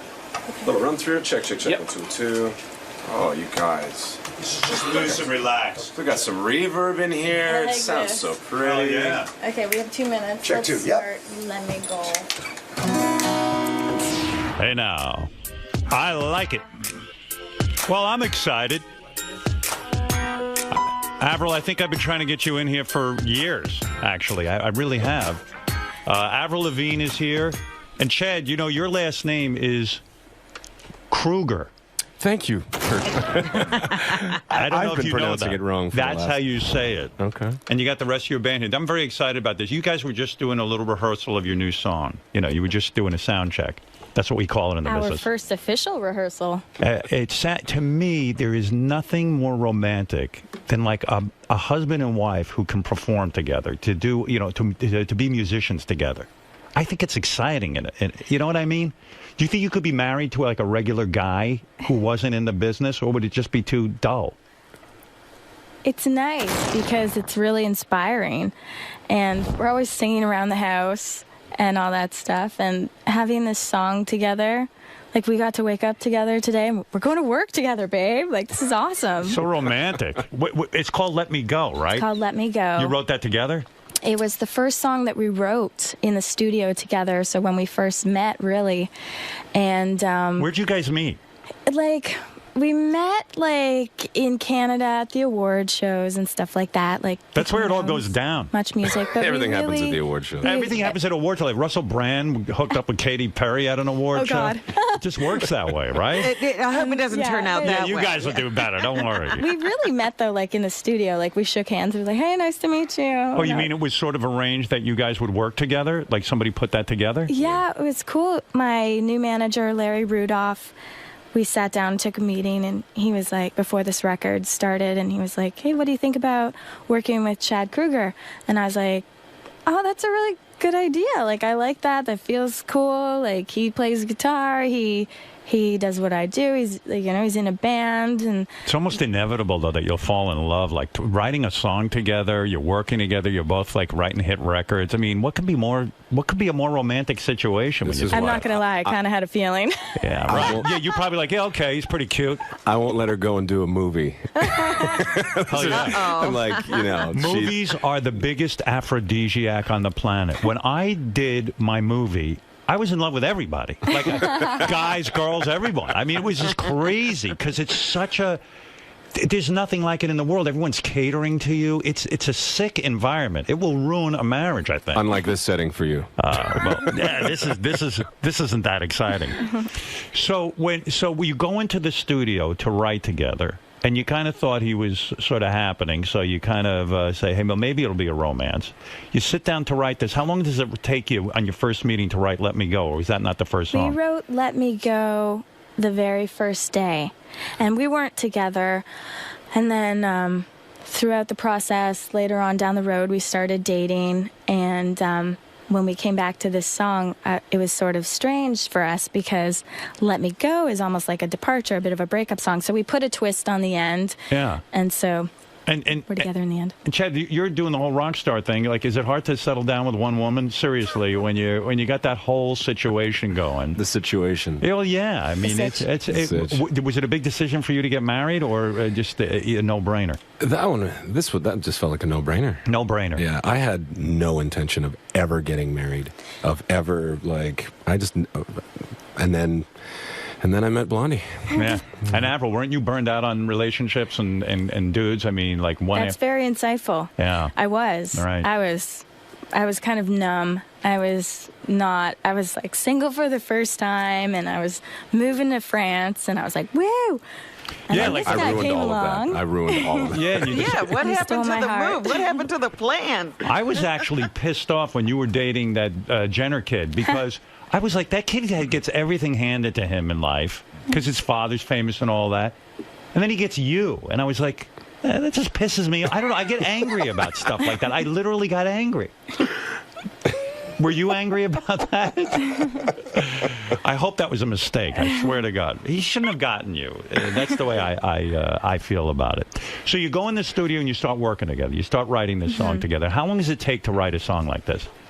Well, this song really just happened in one day, and we got together. Our first session was a week long, and we were with David Hodges. So the three of us, we were a tripod, and we went in and we were just like, let's just write music. And we sat around with acoustic guitars and the piano, and we just created, and it was amazing. It was like the best week of my life. I just wrapped my world tour. Right. And I had also gone through like other stuff in my personal life, and I had sold my house in LA, so I was like free. And just to come back to music, it was really inspiring, and to be working with L.A. Reid again, and then meeting Chad. L.A. Reid's the guy who first signed you, right? He discovered me here in New York when I was 15 years old. 15 years old. Yeah. This is unbelievable to me. What were you doing? How old were you when you started playing music? I mean, when you just first sort of kind of realized this is what you wanted to do. You could sing and I started write singing and all on that stage when I was 7. 7 years old. And I was in theater, and although I'm a shy person, I wanted to be up on stage and acting and singing and stuff like that. And then I came out to New York when I was 15. And wait a second. When you're 7 years old, you go up on a stage.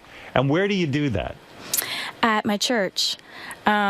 Basically, my mom, when I was 2, she said I came home from church singing like Jesus Loves Me, like the whole song, and she knew that I was going to be a singer.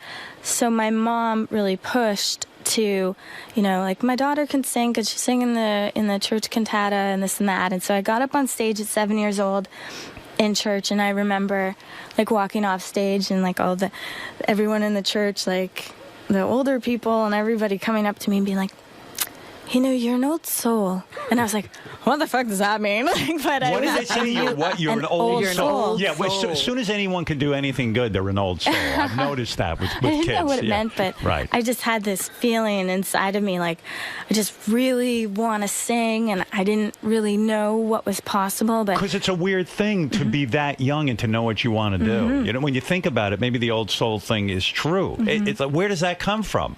Was your mom pushing you into a career? No. You never felt that anger or anything like that? No, Mom was just like going to the people in the church being like, she really wants to sing. Could she have an opportunity this year? And they were always like, no, she's too young.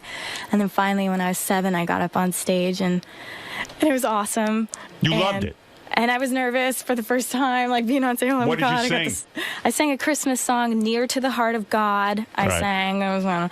And are you a religious person as a result of your upbringing? I'm spiritual. I grew up in a religious Christian home, like not super religious, but a Christian home. And so I think that I learned from that. But do you think that's why you don't get naked or half naked in your videos and all that kind of stuff? Or is that just kind of a thing that, like, if you're the real deal? I'm encouraging. I'm pushing her towards. Are you? Because seriously, I mean, it seems like everyone is putting out a video. If you're not naked, and I'm not just referring to like Miley Cyrus, but it seems like if you're not half naked, it's sort of you can't break through or get attention. And if you're the real deal and you can actually write songs and perform, you kind of don't need that, right? Well, it's interesting because when I first came out on the scene, I was 17 with Complicated. Right. And L.A. Reid looked at me in his office and he's like, okay, you know what? You got your own thing going on, girl. Like, you keep doing you. Like, we're not going to try to, like, make you over. And I would do, like, magazine covers and they'd want to put me in stuff. And I was just like, no, I want to wear my tie and my Dickies and my whole, like, little skate get-up, like my skate shoes and Converse. You weren't comfortable doing that stuff? No, I wasn't. And no one tried to push you in that direction?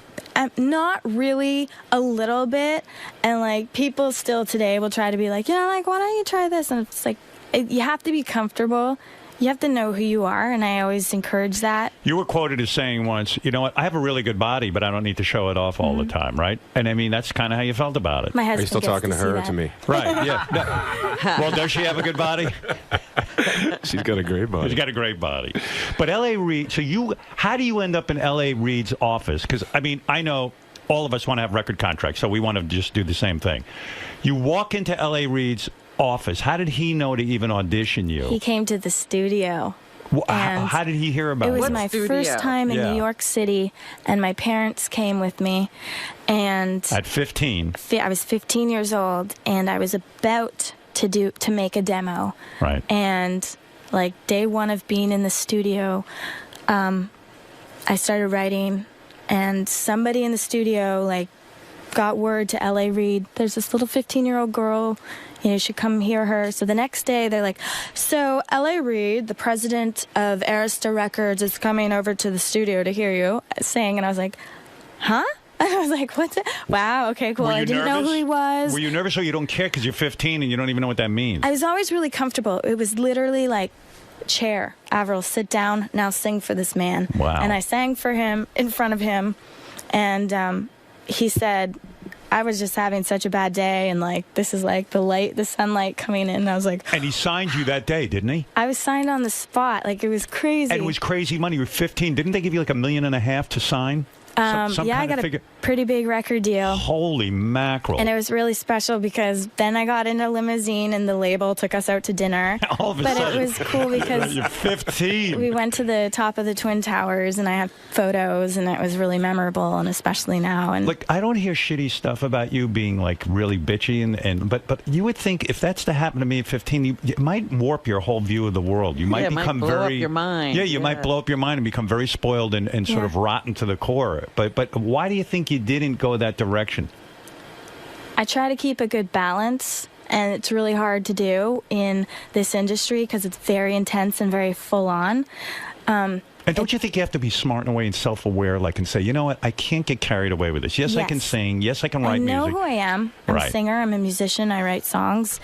I go out on stage I get in that headset and I in that mind frame. I go on, I turn it on, I walk off stage and I turn it off. Did you ever act out sexually or drugs or anything like that, or did you kind of keep your head together? I don't. If I acted out at all, it was just that I grew up in a small town and my family, I went to church. My parents were kind of strict, so the second I left home, I was like, "Woo, party!" Like beer. Yeah. You know what I mean?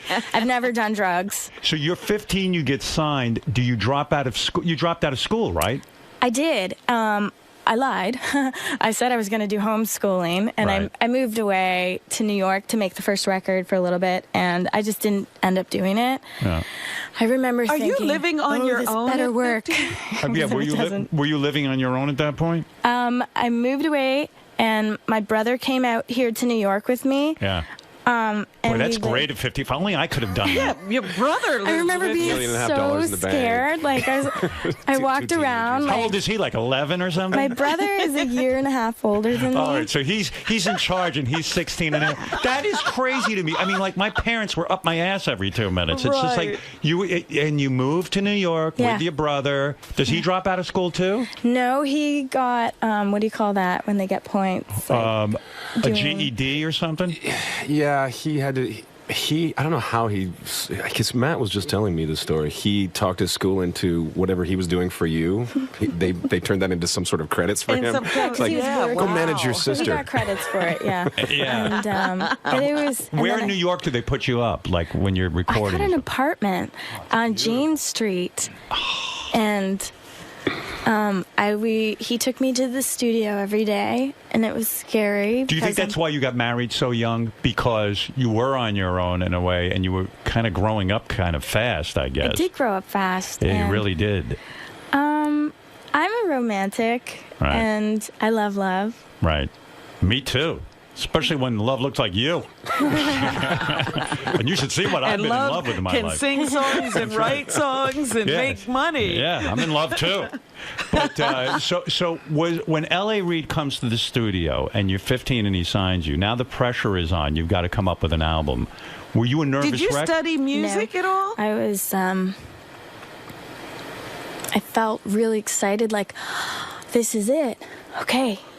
When I was 14, I sang on stage with Shania Twain. I won a contest through a local radio station. Right. And it was in front of 20,000 people, and I went up there and You sent in a tape to a local radio station? Yeah, a cassette tape of myself singing. What a charm. Seriously. The stars haven't aligned for her whatsoever. Right. No, not at all. You're 14, you say, hey, I'm going to send in a cassette or something of myself. A contest. Right. And do you send in a cassette or something? Is that how it works? And it was a And I won.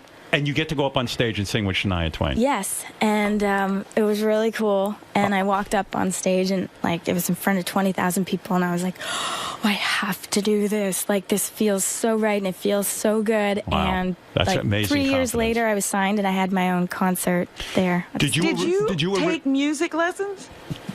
Robin, can you hear Robin talking at all? Oh, you can't hear Robin. That's what I figured. Yeah, it's not coming through. But I'll repeat. Yeah, were you trained at all musically?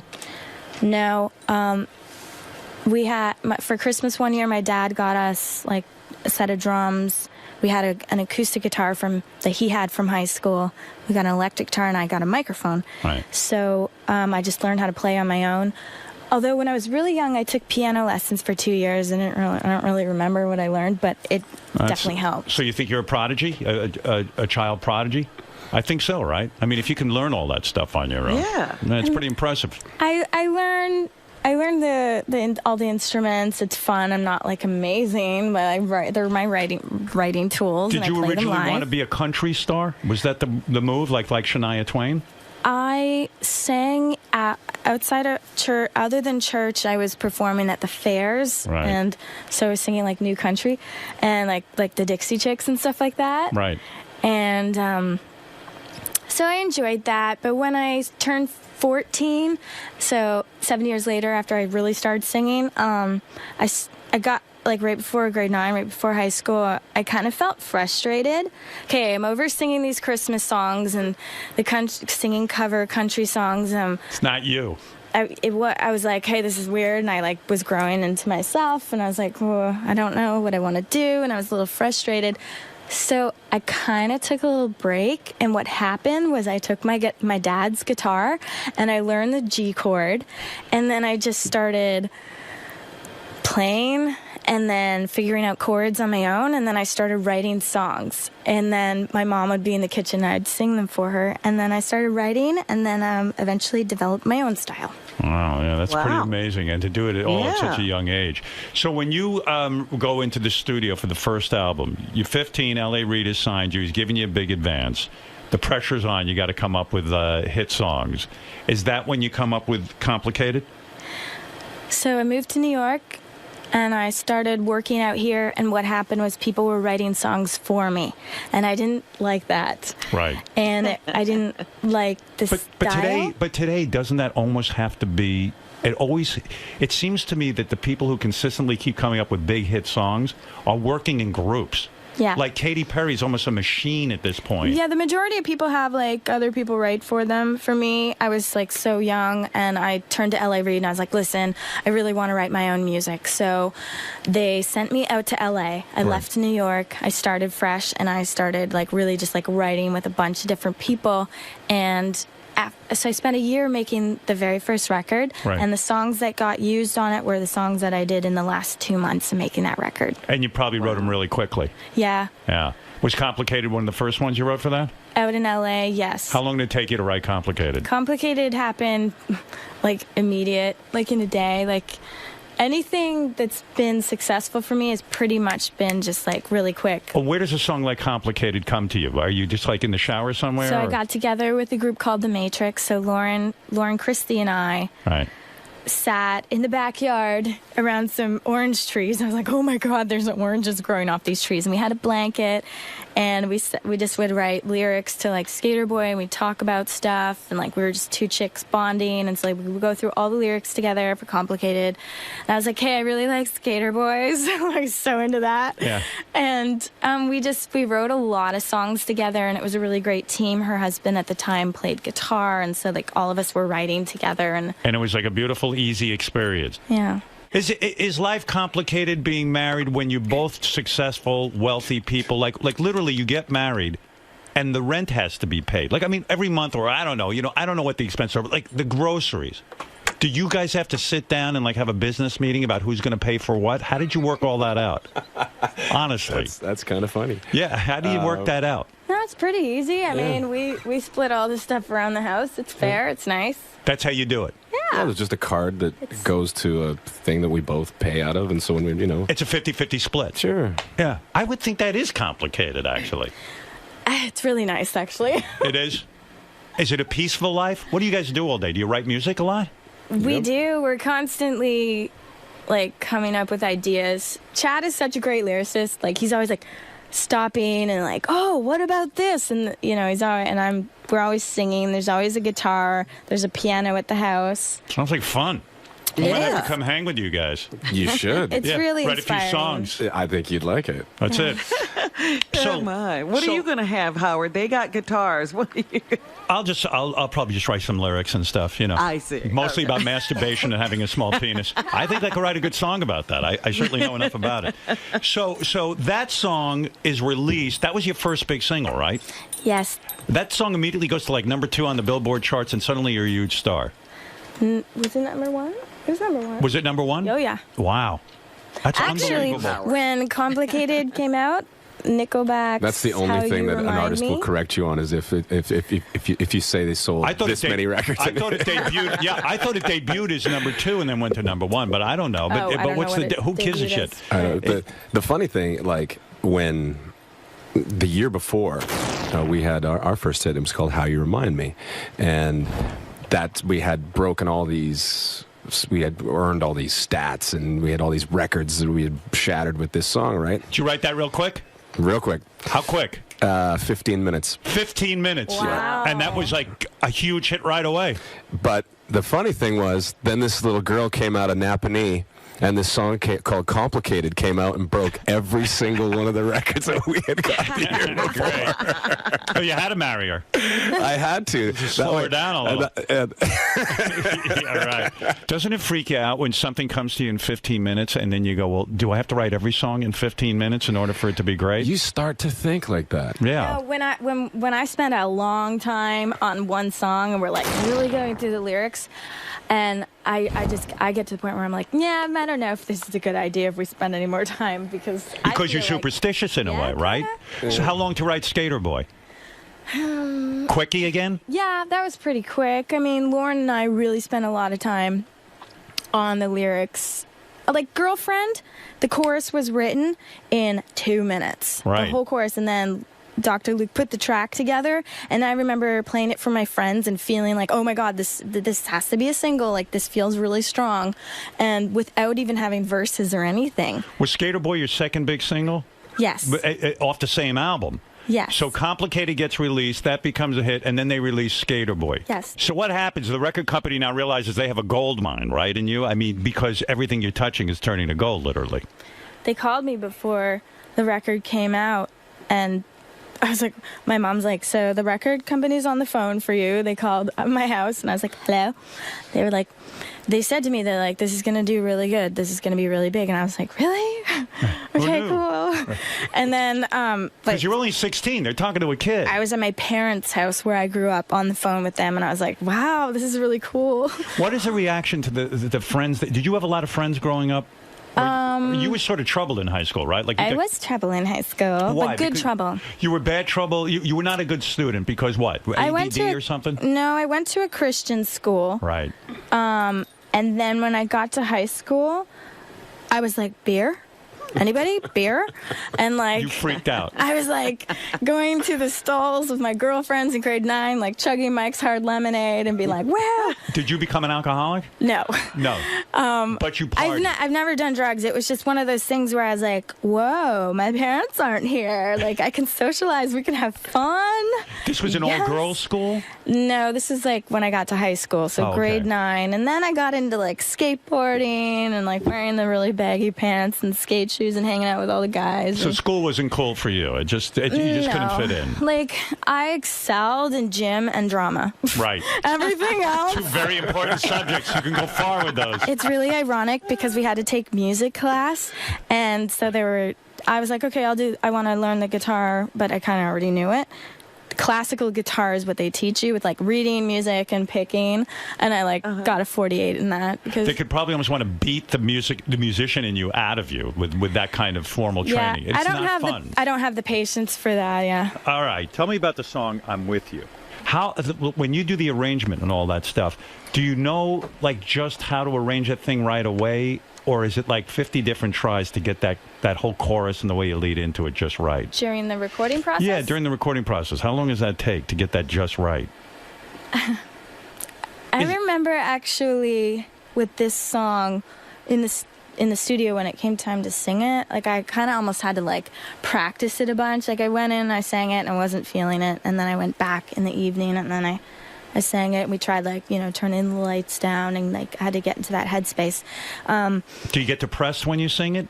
Depressed? Yeah. No. When I sing this song, this is my favorite one to sing on stage.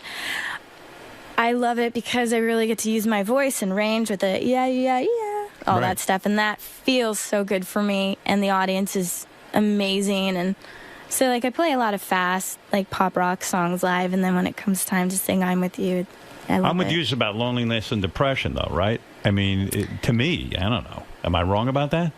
It's really just trying to find that somebody and having questions and really just trying to figure it out. But to me, it doesn't feel depressing. It just feels like a part of life and that journey and, trying to really figure things out. So you don't get sad when you sing it? You don't start crying or anything like that? No. I actually feel good when I sing it. And you won a Grammy for that, didn't you? I have not won a Grammy. No. Weren't you nominated for that? I've been nominated for 8 Grammys, and I don't have one. Does that matter to you, or you just don't care? I'd be lying if I would say it didn't matter. But like the other day when we were at home, it was kind of cool. There's got to be one on eBay somewhere. I'll get one. I was just thinking that, right? I was actually, because we got a new house and stuff, and we're like organizing. I was organizing like all my awards, and I was looking at them, and I was like, I've got a lot of Junos, a lot of VMAs. She's got Moon Man and Moon Man. What's the gold one? The World Music Awards. The World Music Awards. You've got a bunch and of I was those. like, okay, it's in front of my desk. I'm like, okay, I need a Grammy.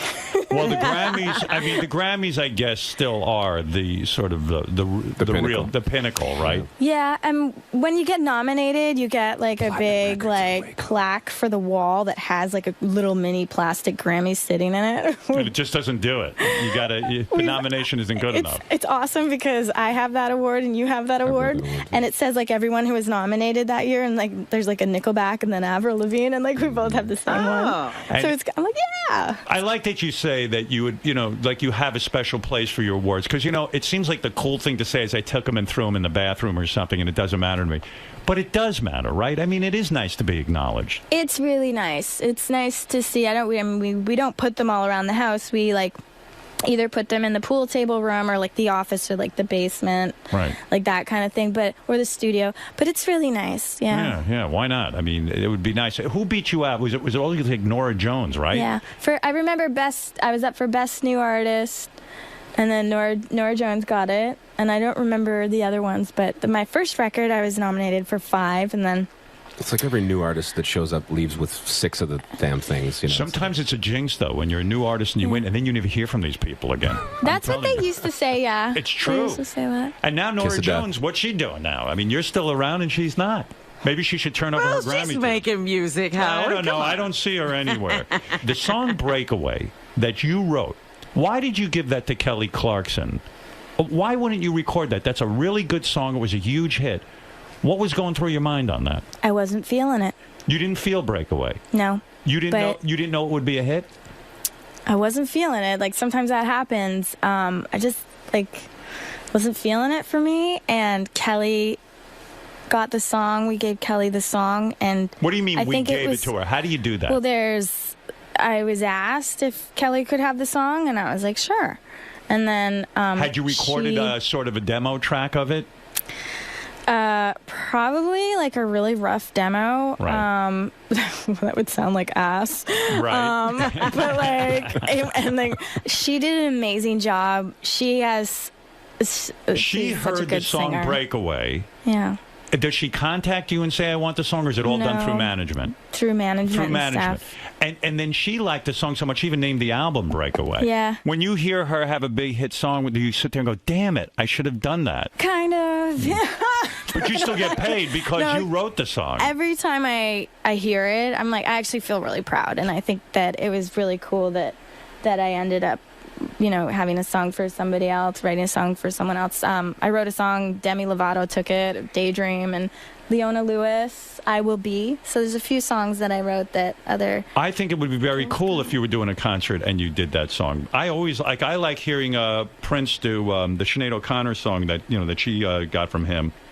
I think that's a really good idea. Actually, I should do that. It's very cool to hear the artist who wrote it, even though it became a hit with somebody else. Because Prince does it all the time, and he does it.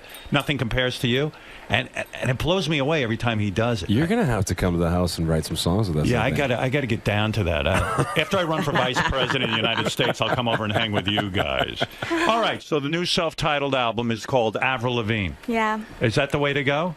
So that's the trend right now. Is that because you super hipster? Is that because you ran out of titles? I mean, you. The record is so diverse. It's like sounds and styles from my past. I've experimented with like new topics, subjects, like sounds. So it's like really all over the place. I have a rock song with Marilyn Manson. Chad and I have a ballad. How is it working with Marilyn Manson? Awesome. Yeah, he's pretty nuts. Yeah. Why didn't you name the album Chad? Honestly, it could have been Chavril. Yeah, something like that. There you go. All right, so now. Hey, by the way, how long you guys been married? Not too long, right? 90 days. How many? 90 days. 90 days. Really? Like that, yeah. How'd you keep the wedding so quiet and stuff? Like, where do you get married? She could work for the CIA. How'd you do it? Easily. We kept it small, really intimate, and who gets to go? Everyone had to sign NDAs. That's the way to go. Is that true? Yeah. You mean if I came to your wedding, I had to sign a non-disclosure statement? Yeah. No kidding. Oh, that must have been fun. Because then people take pictures and they don't realize, and we just wanted to make sure everyone knew we wanted to keep it on the DL because it was a very special day for us. You want to keep it. You want to keep something private for yourself. Yeah. Yeah. Did you wear a white gown and the whole thing? Hell no. What do you wear to your wedding? I wear a black dress. And we got married at 9 p.m. in a castle in Europe, in France, and we partied till 6 a.m. and fireworks. There were fireworks, No kidding. and we had a black wedding cake, and this is very goth. yes, very gothic. Chad, what do you wear? Do you wear a suit? I wore a white tux. No, you didn't. No. What do you wear? What do you wear? Like jeans or something? No, I had a black suit on. Looking very dapper. Very dapper. Very dapper. You invite the band to come to the wedding? All I think the I was groomsmen. I was obligated to. Yeah, I had like 8 groomsmen. And they had to sign a non-disclosure? No. I mean, they give the band, mostly relatives and stuff Right. with the iPhones. You got to make sure they don't release any pictures and things. Because you try to explain to people, look, I'm trying to keep my life private. And when are we going to have kids already? What's happening with that? 90 days, Howard. Can I have a moment? 3 months, Howard. I heard the theory that Avril is already pregnant. True or false? That's false. False? Yes. Do I believe that? Yeah. Does she look pregnant? No. Well, I don't know. Well, it could be at the very beginning. Could be the first day of it or something. Oh, maybe. I don't know. Well, maybe she doesn't even know. We were holding hands. Are you guys going to have kids? We got popped in Paris. I think they popped us, and that was like a year ago. And they were like, "Oh, she's pregnant." Yeah. Didn't they say the same thing when you got married to Derek? Like right off the bat, it's like, yeah, "Oh, she's pregnant." I mean, they always do that. It's like, bitches, I drank beer. I have a fucking beer belly. Get over it. Well, you don't have a beer belly. I mean, but you know what they do? They take the picture that looks and they change it. Trying to flog magazines? They make it look worse. Whenever two famous people get married, they go, well, they're pregnant already. That's why they had to quickly get married. That's how it goes. That's how it kind of works. And so the wedding night. Is it everything you expect? I mean, do you wear a special outfit on your wedding night? I can't imagine Avril Lavigne like getting a trousseau. A trousseau. Well, I wore a special outfit the other day for Thanksgiving dinner, didn't I, honey? Yeah, you did. We had our Canadian Thanksgiving. We celebrated it. What was the outfit? I'm curious. Well, we celebrated it Friday night at home, and what was the outfit? Agent Provocateur. She had the pumps on. Les boutons. School teacher? Oh, no. No, I cooked dinner like full on Utah. She was looking just slutty and fabulous. What are you saying? Was she nude? How do you cook dinner in a sexy outfit? What is it, like the Louboutins, the high heels? My Agent Provocateur black lace see-through, like, get up. That's awesome. It's fun. And what do? You bang right in the kitchen?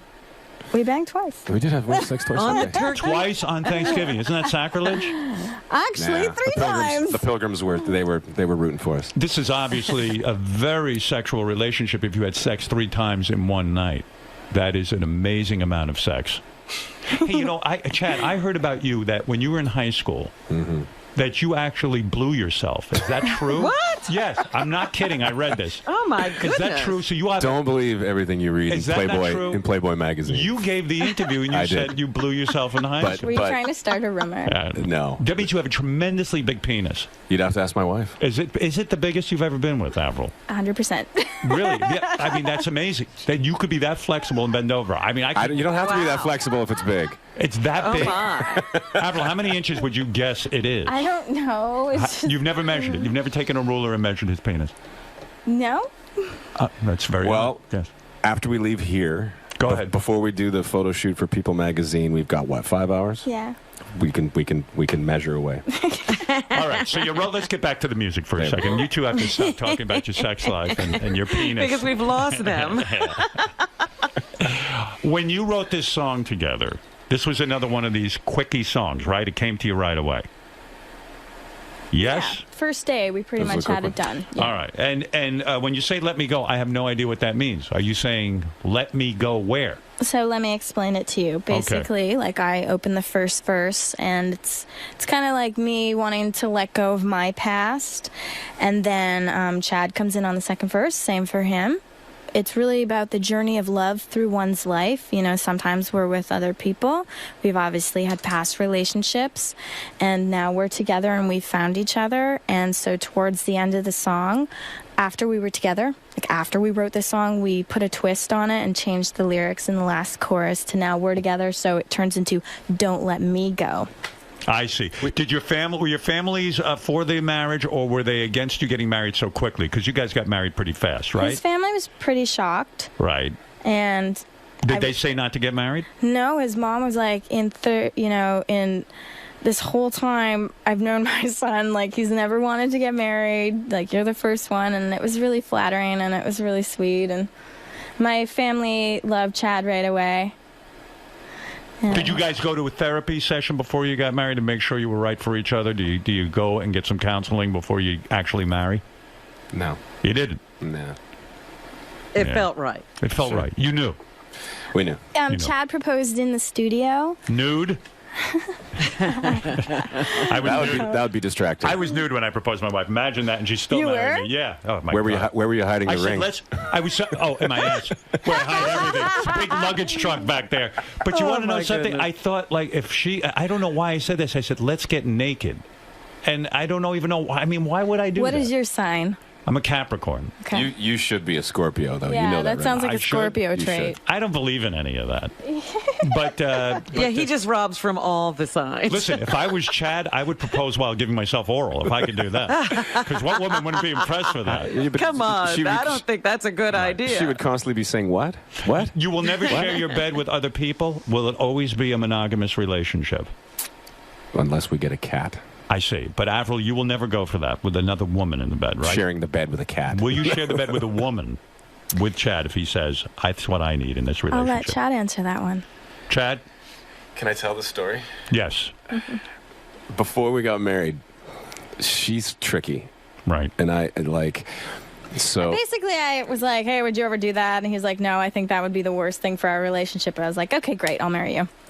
Well, that's the answer every guy has to give. You understand that? It's not necessarily the honest answer. It's the answer a guy, unless the guy's a complete moron, he knows not to say. You know, we're getting married and making that commitment for a reason, and that would be problematic. I believe so. Chad, let's wait like 30 years till, like maybe we need to change things up and then we readdress, it's like, but for now, everything's cool. We got this. Yeah, I would actually be jealous if my wife was with another woman. That came up during that conversation. I said, what if this girl starts performing things on you and she's doing a better job than I can do? Right. I'm going to be a little pissed. You're going to lose her. That's it. That's the end of it. All right. Yeah, if I were you, I'd be careful of that, too. Whoa! Absolutely. Avril Lavigne's new self-titled album, and it features a song called Let Me Go that she performs with Chad, her husband. And doesn't it piss you off when you see people lip-syncing more and more? I mean, I get really annoyed when I see somebody supposedly doing a live performance and they can't sing. I mean, that to me is the best. When two people get up and they start singing, stripped down, and you can really hear their voices. But no one's doing that anymore, right? There's been a couple times during this interview. I get kind of jealous when I'm watching the TV and people are like dancing all over in lips. I'm like, no fair, bitches. It doesn't feel fair, does it? Just even this interview alone, like sometimes I hear the sound of your voice coming in my ear, but your lips aren't moving. That's right. I record all the questions beforehand. I never work live. It's very dangerous. It's like walking a tie wire. Listen, you two. Well, how do they take care of their voices? Because they do really sing. Are you guys superstitious about your voices? Do you do a whole like you do have what do they call that? Vocal rest Rituals days and all of that? Yeah. Yeah, like I do vocal warm-ups, and I drink a lot of throat coat tea, and then I try to be like really quiet day of show. Yeah, we had Metallica in here, and James does like tremendous vocal warm-ups before he goes. I mean, it was like a full concert going on in there right before they just started performing. It was really good. Well, listen, you guys, I'm really thrilled you came by. I wish you a lot of luck with your marriage. Thank you. And I wish you luck with the new album. And we should introduce the rest of your band here, too. We have Steve on keyboards. We got Dan Ellis on guitar. Thank you so much for having us on the show, Yeah, it was great. And we'll be back right after these words. Wow, that was really, really great.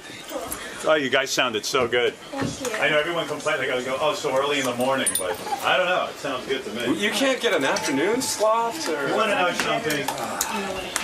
I hate doing mornings, and I don't want to get up at 4 in the morning. But it's where the action is. You know, it's where the biggest audience is.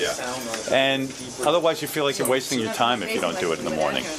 But with satellite, we run the show 24/7, so this will just keep re-airing. And which is great for the people who come in, and it's also really, when you think about it, why do I have to go on that early? Because you're going to hear the show at some point during the day, but whatever. This is the demon that you've been. That thing is like destroyed. You must have been dealing with this your entire career. You've been doing the whole. Oh, it's horrible. Really? Oh my God, it's Really? awful. And when I was on terrestrial radio, you get up at 4, and by 6 o'clock, you can't even function. Like you go to bed. And if you don't, your voice is shot. It's a whole thing. And you need to come on. You need to be funny and witty, and you got to be on top of your game. And it's completely neurotic. Getting the sleep out of your eyes and trying to It hasn't been easy. It's been a real nightmare. Thank you for doing this. Thanks for having Really. us. Thank you, Thank you Avril. so much. So nice to meet you. Real pleasure. Hope you guys had fun. So, Avril, during the interview today with Howard, you talked about how you've been singing since a young age. You hit worldwide fame at a very young age. Throughout all the interviews you've done over the years, how does Howard stand out? What separates him from the pack? What I thought was different with Howard's interview, and I actually really liked it, is that when he'd asked a question, he actually really wants to know the answer in depth. And so, he kind of kept going back to it, he's like, how did you really start singing? I kind of gave him my answer that I give everyone at first, but then he was like, no, really, how did you really get your start? And so I actually got to really talk about that, what it was like growing up and where I started singing, and people don't really, give you that time to, and really necessarily always want to know that stuff, so there was a lot of depth to the questions in the interview, and I thought he was really pleasant, and I thought it went really well, and I felt really comfortable, and I had a really good time. That's awesome. And now I'm excited to see my gift bag. That's What's nice. in here? Did that differ from what you thought prior to going into the studio this morning? I mean, I personally had a good feeling about it. I was like, oh, it's going to be cool. But everyone around me was like, it's Howard Stern. You better go online and look at all his interviews. And I was like, yeah. My publicist was like, you better go online. And I'm like, yeah, I looked at them. She's like, let's just get her off my ass. But I didn't. I just showed up literally. Do you remember I said that on the phone call? I was like, yeah, I watched the email you sent me. And I just got her to stop talking. But no, I was like, I like just showing up and being real, and I don't need to, you got to be honest and you got to be yourself, and he made me feel really comfortable, and I had fun. I want to come back. That's awesome. It's cool. Well, thank you so much, Avril, and good luck with the new album. Thank you.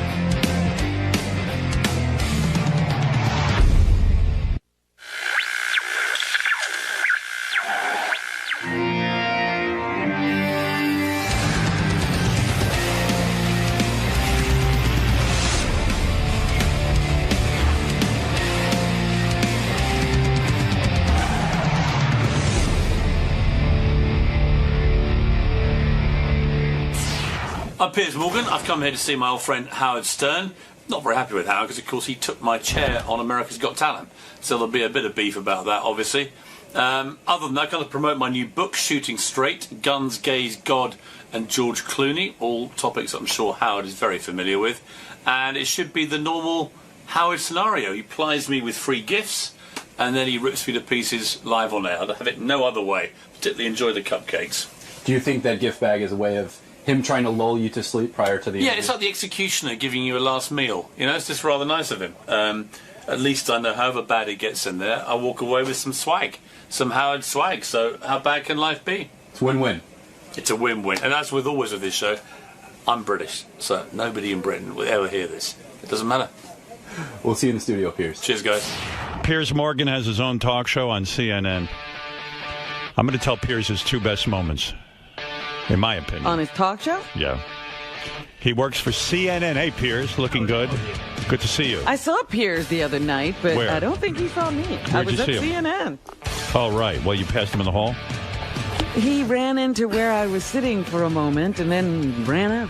Piers is busy. He always seems like you're jet-setting, busy. It sounds impossibly glamorous. It really does. It's really not, but I'm good. How are you? When's the last time I saw you? Was it on your talk show, maybe? I think it probably was. Yeah. Yeah. Was that the first week? I know how important the CNN gig was to you. You had left America's Got Talent. You said, I got to focus on this gig.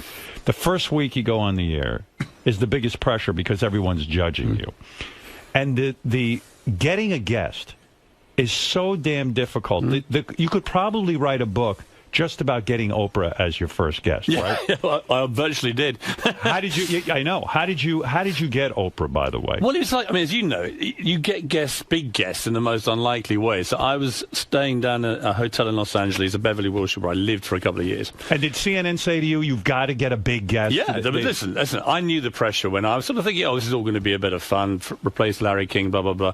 I remember January the 1st, 2011, walking to Times Square, heavily hungover after a big night at the Monkey Bar here in New York. And what do you drink at the Monkey Bar? This is a good story because I was with Andrew Lloyd Webber's daughter Imogen, who cute, does a lot of, right? Very cute, and does a lot of TV in America. And isn't she like incredibly good looking? Like really, I think right up your alley. Is how I would describe it. I forget where I saw her. Maybe on a 60 Minutes piece or something like that. She does a lot of stuff like that. Yeah. Very, very, very smart as well. And I know her dad very well. Anyway, to cut a long story short, she got her dad's wine stash. So her dad moved apartments in New York, but left his wine cellar. Now, Andrew Lloyd Webber, for anyone who knows, has one of the greatest collections of French Bordeaux and Burgundy in the world. Because he's a super wealthy man, can afford any bottle of wine. Billionaire, got all the wine you want. I love French wine. So I said, here's the deal, Imogen. I'll throw the party, you're supplying the wine. So she turns up with this 1982 Chateau Latour, all this amazing stuff. So we have the most fantastic night of an orgy of gluttony. When you say an orgy of gluttony, how much wine do you drink? Do you drink 2-3 bottles? Well, through the week, I might have one glass a night when I get back from work because you can't do this kind of job, as you know, hungover or even inebriated, and because you have to be prepared for your job. Right, you do. Right, you have to. And anyone who's any good at it knows that. But at the weekend, when I'm unleashed on a Saturday night, I can, I'm a typical Brit. Right. One bottle slips down nicely, second one comes along. What I found in America is when you order the third bottle of wine, if there's no more than 2 or 3 of you sitting there, they start calling the Betty Ford Clinic. And ambulances start arriving outside, and it's like, okay, we got the heavy boys in tonight. And you're talking about bottles of wine that are worth like thousands of dollars, yeah, right? I mean, the 82 Latour would be, like an 8-gram bottle of wine. Can you tell the difference? Because I've been treated by people to great wines, and sometimes, like, honestly, I don't think I know the difference between Boone's Farm and I have a reasonably good palate, but the reality is, if you know what you're doing with French wine, if you go to Paris or you go to Nice or somewhere, and you know what you're talking about, which I do to a tiny degree, you can buy a bottle of wine for $30, and it's going to taste. It's going to taste like an 82 Latour. So when the pressure's on, how come CNN does it? Like, they don't say, "Hey, we'll go get you your first guest." Well, they give you a lot of bookers who are all obviously well-paid booking teams. I've got a load of bookers, but the pressure was building. We got to I remember about December the 20th, we were on air January the 17th. Obviously, everywhere was shut down for 2 weeks for the holidays. And we had nobody.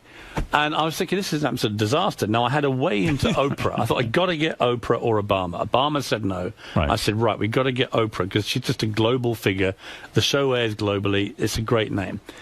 by a pure bit of luck, the general manager of the Beverly Wilshire in LA, a guy called Rada Aurora, I bump into him. He's a good friend of mine. He said, how are you getting on? I said, well, not great. I haven't got any really big starting names. And he said, well, what about Oprah? And I said, well, I don't have any way in. He said, look, Gayle King's a friend of mine. I know Oprah. They're in town, all right? Drop them a line. So I dropped Gayle a line, and Gayle and I became best buddies for the next few days. So the way to Oprah is Gayle King. Who I didn't know, but Gayle Right. became the gatekeeper. Right. And Gayle worked on Oprah so brilliantly that when she finally confirmed that Oprah was going to do the show, and I got a note back saying we're on, when Oprah walked through the door, I remember this, Gayle was behind her to do the interview. And Oprah said, remind me again why I'm doing this, Gayle? As she walked in. And Gayle said, well, Piers seems is a really good interview. She said, have you ever met him? And she said, I've never met him. How do you know he's a good interview? What are we doing here? It suddenly dawned on her that she had been played. Yeah. That's the shitty job, because that's the shitty aspect of your job. Because really, in a celebrity-driven show, you can't come up with an Oprah every freaking No, day. you can't. No, although, to be fair, I had an even bigger star the next day for the second show. That's right. You had me. The great king of all media. I had a good time doing your show. Yeah, it's fun. I want you to go. We'll come back. Yeah, I know. I don't. You know what? It's funny. I just heard from Letterman even again, and I love. You know why I love David Letterman? I have a special place in my heart for him because when I was like a local disc jockey in New York, just first got here, nobody gave a shit about me, and he gave me a national audience. He would put me on his show. Yeah. But it's a funny thing with talk shows. If you go on them too much and you're too available, I feel you just kind of out. No one gets excited when they see you don't need publicity. That's not the reason you would do stuff like that. Yeah, I think I'm better off without the publicity. Yeah, you control your own on here. That's why I listen to it. So are you still enjoying the job? The part that I hate about a job like yours, and I told you this when you first took the job, you're up against these other news channels. They're not celebrity driven. They're basically doing the issues, and they get on and they fight with each other. One guy's a left wing guy, another right wing guy, and they scream and yell at each other. It's sort of like wrestling. Yeah. And so now you're on there doing an interview, straight interview. Probably, I said to you, if you were a correspondent on 60 Minutes, they'd be hailing you all over the place for these great interviews. It's so hard in an hour format. Not that you have everyone on for an hour, but I'm saying it's so hard in an hour format to keep that going. Well, look, we realised that pretty early, and also we were struck by an unbelievable news cycle when I first started. So after 3 weeks of quite... What are we listening to? What's that? Piers, is that your entourage? What is that? Is that your phone? What's going on? I don't know. We've been invaded? I don't know what that is. What's happening, Howard? I think it was Gary's microphone. I think he actually sat on it. I'm not kidding. It's so weird. I was like, oh, we have a piece of sound here about your first week. So what was I just saying? No, well, here's the secret that I reveal in my book, which is that actually there was a moment 3 weeks in when I'd done great big interviews with you and Oprah and George Clooney, and we had this amazing run of big interviews, and the buzz was pretty good about it, but I knew, like you knew, these bookings don't come along every night, so you're gonna reach C-list celebrity booking hell unless you're very careful. And then we got hit by one of these extraordinary news cycles, which can happen. And it was the Arab Spring, it was Bin Laden killed, Gaddafi killed, the Japanese earthquake and tsunami. Everything was going off. Even Charlie Sheen was self-imploding. Everything was like kicking off all over the place, and it was incredibly thrilling. We had fantastic ratings, and I realized, wow, I'm a genius. This is going to be so easy. Right. Then we had a lull of about 3 months, and what I discovered about CNN is that it has this amazingly brilliant brand as the leader in news, breaking news, but that can also be a bit of a curse when there's not much happening. I know. Because when the news stops, CNN's ratings tend to collectively come down, and when it starts again, up they go. I think you're way happier covering a big news story than you are doing a celebrity interview. Well, it depends on the celebrity. I mean, look, I've had interviews in recent weeks. I had the first interview with Pastor Rick Warren about the loss of his son, which was one of the most moving hours of television I've ever been involved with. I had an hour with Bill Clinton, which was always fantastic, and he was terrific. I've had some great interviews recently, but if you ask me, as a former editor of a daily newspaper, like any journalist, like anyone who's been a reporter, what is it that really gets your juices flowing? It is being at the center of things when a massive news story breaks.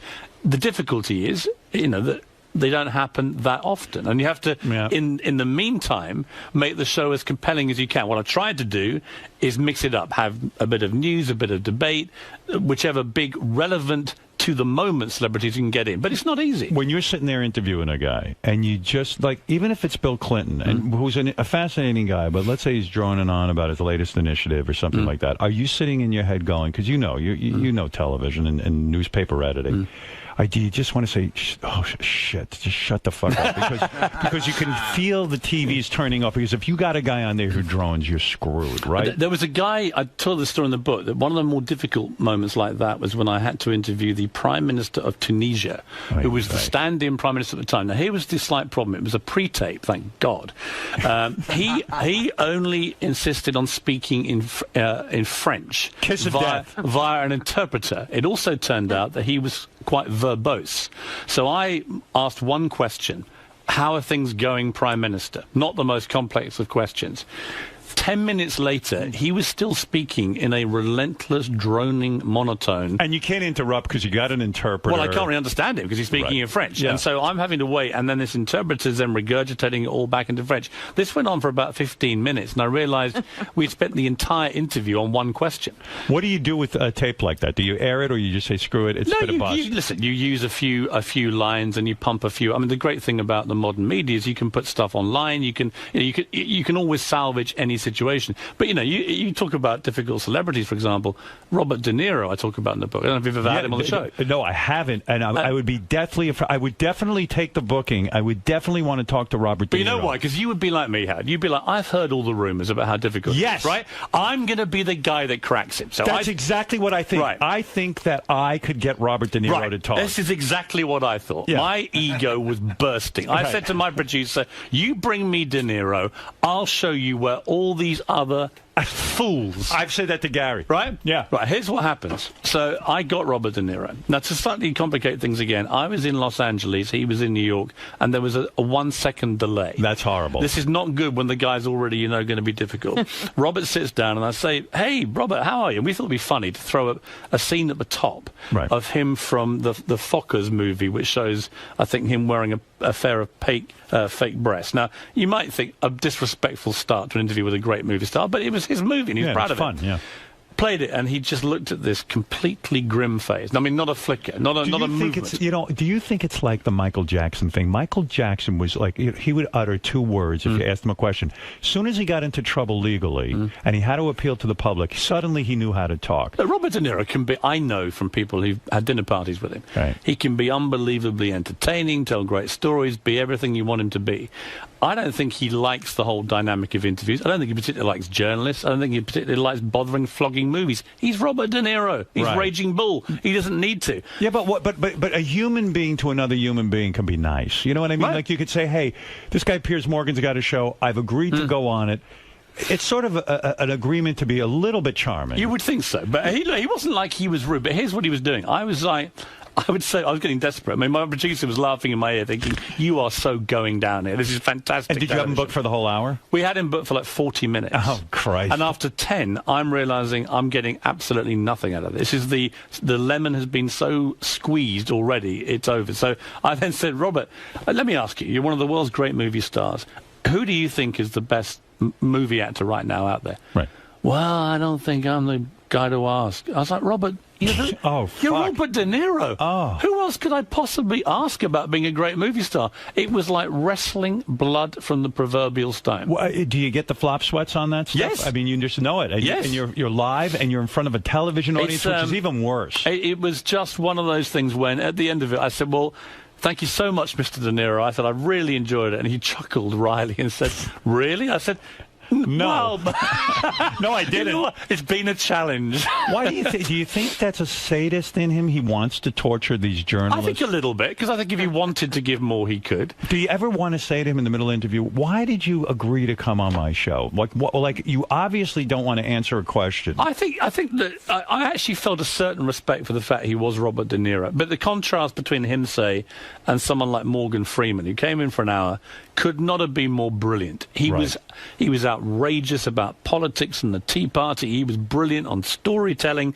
He talked about the joy of movie acting, what it means to be an actor, which actors he loves.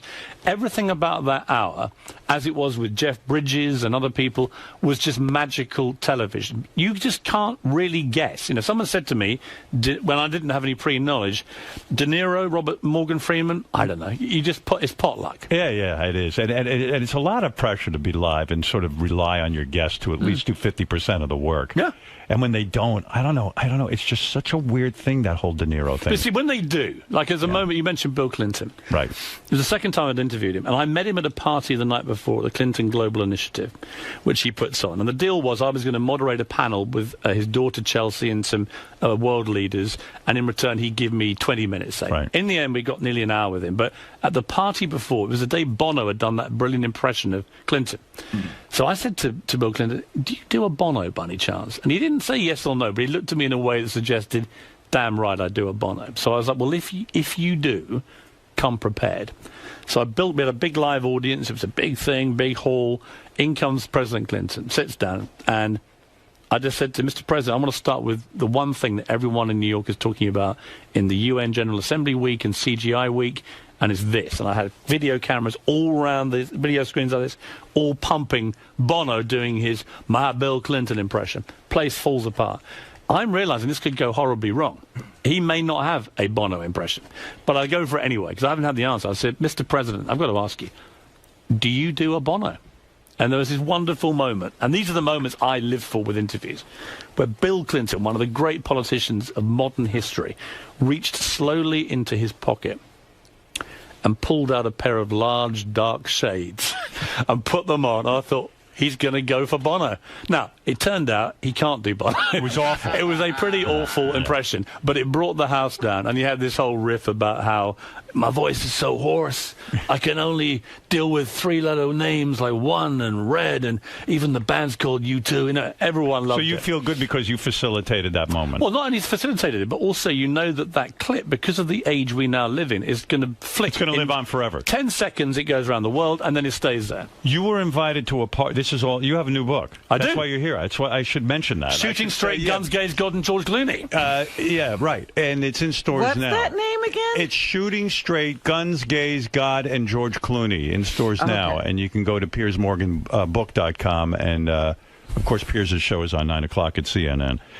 You mentioned the book. You'll do anything for a guest. You're at Barbara Walters. Barbara Walters had some sort of party, right? And you she thought it was incredibly rude. Who was the person you went up to at Barbara? It was in the middle of the Egypt uprisings, and I was a bit late, so she prepared this private dinner party. When I get Was it a private dinner party for you? Yes, it was in my honor. It was like a welcome to CNN and New York, and I didn't think who would be there, and I rang and said I'm running late because of the Egypt uprisings. I got there at 10 o'clock to find Michael Bloomberg, Nora Ephron, Woody Allen and Sun Yi. Wow. It was like an amazing collection of the most high-powered New York socialites imaginable. And there's only about 15 of them. Yeah, and you're like, hey, I can book my whole show here. Well, I'm thinking this is a target-rich environment. You know, I don't look at a room like that like normal people. I look at it and think, boom. So I just... See, that's where I'm different than you. If I get invited somewhere and I see famous people, I mean, yes, I would like to have them on my show. Like Jimmy Kimmel's wedding, I met Jennifer Aniston. I would love to have Jennifer Aniston come on the show. But I would never go up to them at his wedding or anywhere. I will never ask someone to be on my show. Well, maybe Piers can tell you how it's done. Yeah, so what? Yeah, well, you just have to Piers had a terrible situation with that. Well, you have to be utterly shameless. So I marched up to Woody Allen, who I'd never met, and I just said, Mr. Allen, I thought, respect for a legend. I said, Piers Morgan, a new show at CNN, obviously, that's why we're all here. I just wondered, would it be inappropriate for me to use this opportunity of meeting you to ask if you'd come and do one of the first television interviews you've done in 50 years? And there was this dreadful silence. Now, is everyone listening to you ask? Or The room literally fell completely silent. This is during dinner. And this is just after, it's like drinks after, like coffee. And everyone's staring at me. Barbara has literally frozen. And she suddenly goes, yes, it would be inappropriate. At which point it was brilliant because everybody else then began laughing at the sheer ludicrousness of Barbara Walters, the most shameless booker in the history of television, you saying it was inappropriate of me to try and book somebody. Anyway, I picture Barbara tasering you, like take one of the taser things and just shooting you with it and knocking you down on the floor.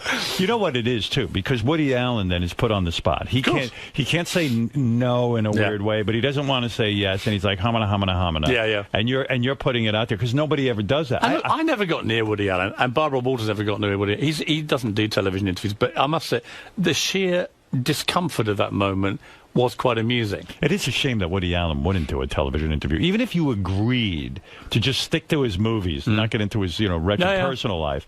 If you just stuck to the movies to hear that guy talk is awesome. Well, the other great moment I had, which was, you would love this. So I'm at the Knicks, where I actually met you at another game about a week before. I go to the Knicks, and I'm with my publicist Megan, who I know whose charms you have often pointed out. Yeah. And yeah, I still don't know how you're not banging her.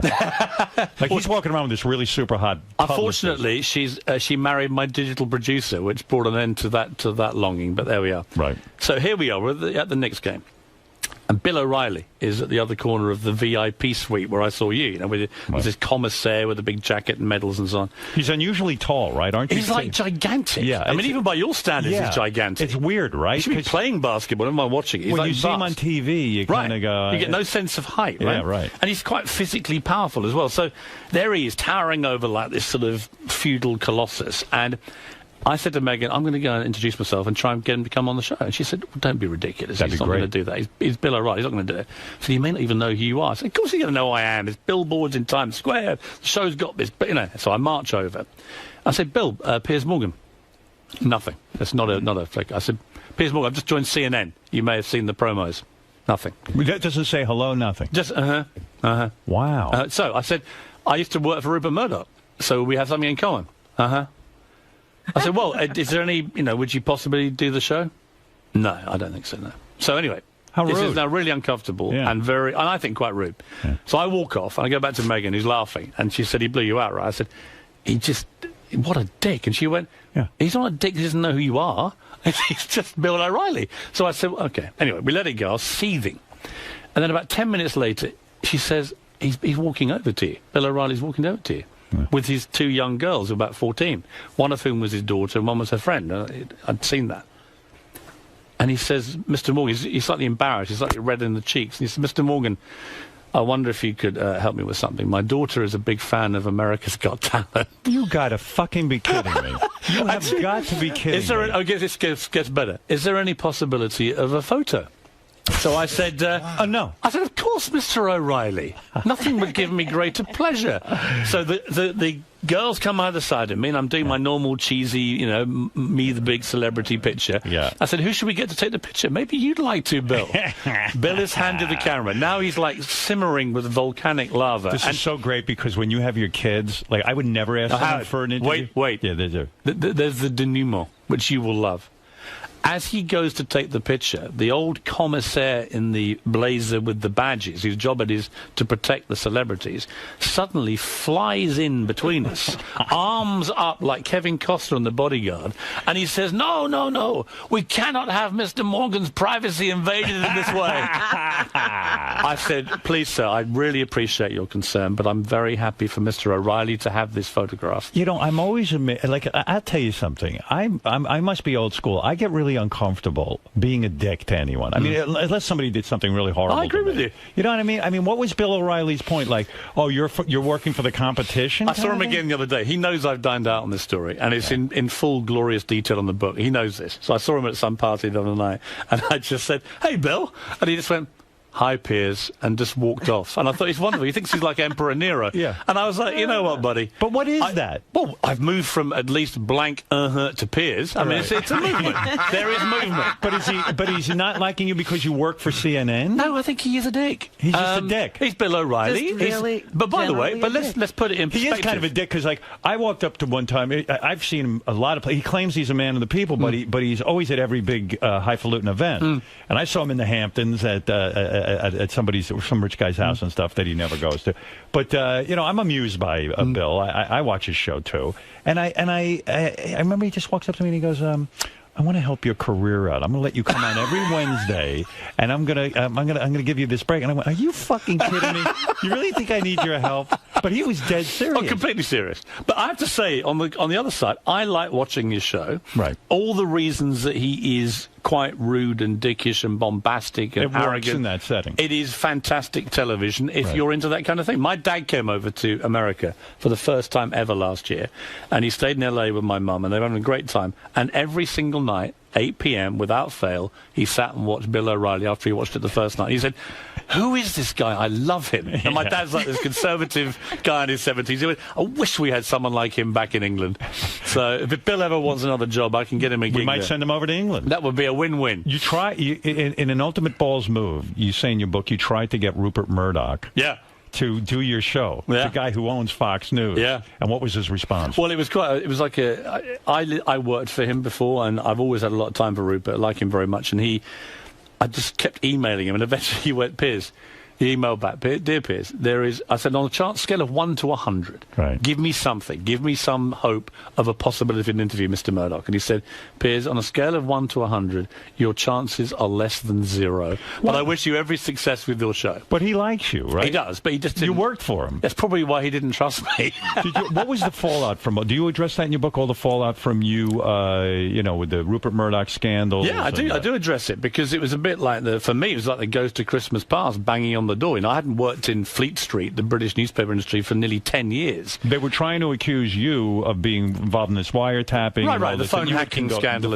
Yeah. To which I have always said, I never hacked a phone, never told anybody to, never asked anyone to, never been involved in it. So you were shocked by all of that? Well, I wasn't shocked that I was dragged into it, because I edited 2 big tabloids in Britain for 10 years, and this covered that period.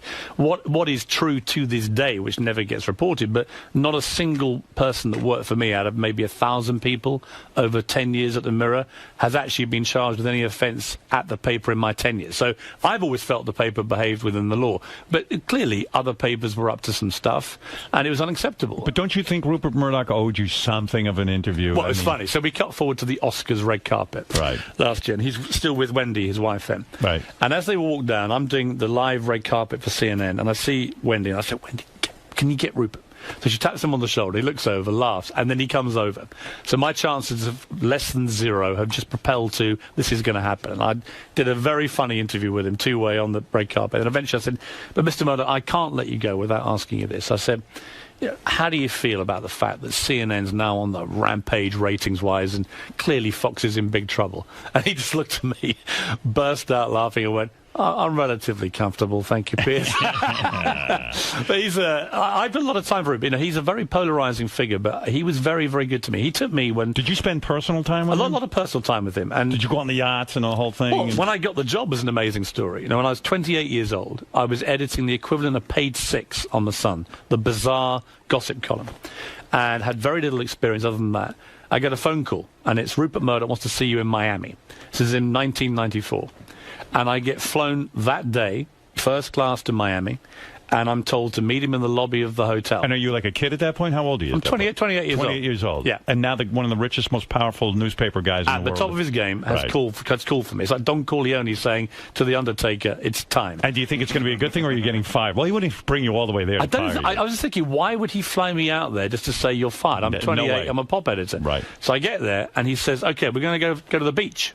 I said, okay. So we literally, the limo drives to the beach, we get out, he takes his shoes and socks off, so I follow. Is he wearing a suit? He's wearing, no, he's wearing like a jacket and chinos, and we then walk for 3 hours up and down Miami Beach together.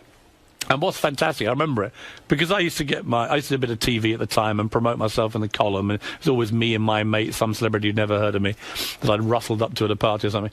I was stopped a couple of times on the walk by British tourists saying, all right, Piers, mate. Hello, mate. Who's your buddy? I was like, if only you had any idea who this guy is. This is the guy who controls your life. This is the most powerful man in the world, arguably. And it was a brilliant masterclass. So that's why I've always said there's another side to Rupert. He loves newspapers. He loves news. He loves television and movies now. But his first love was newspapers.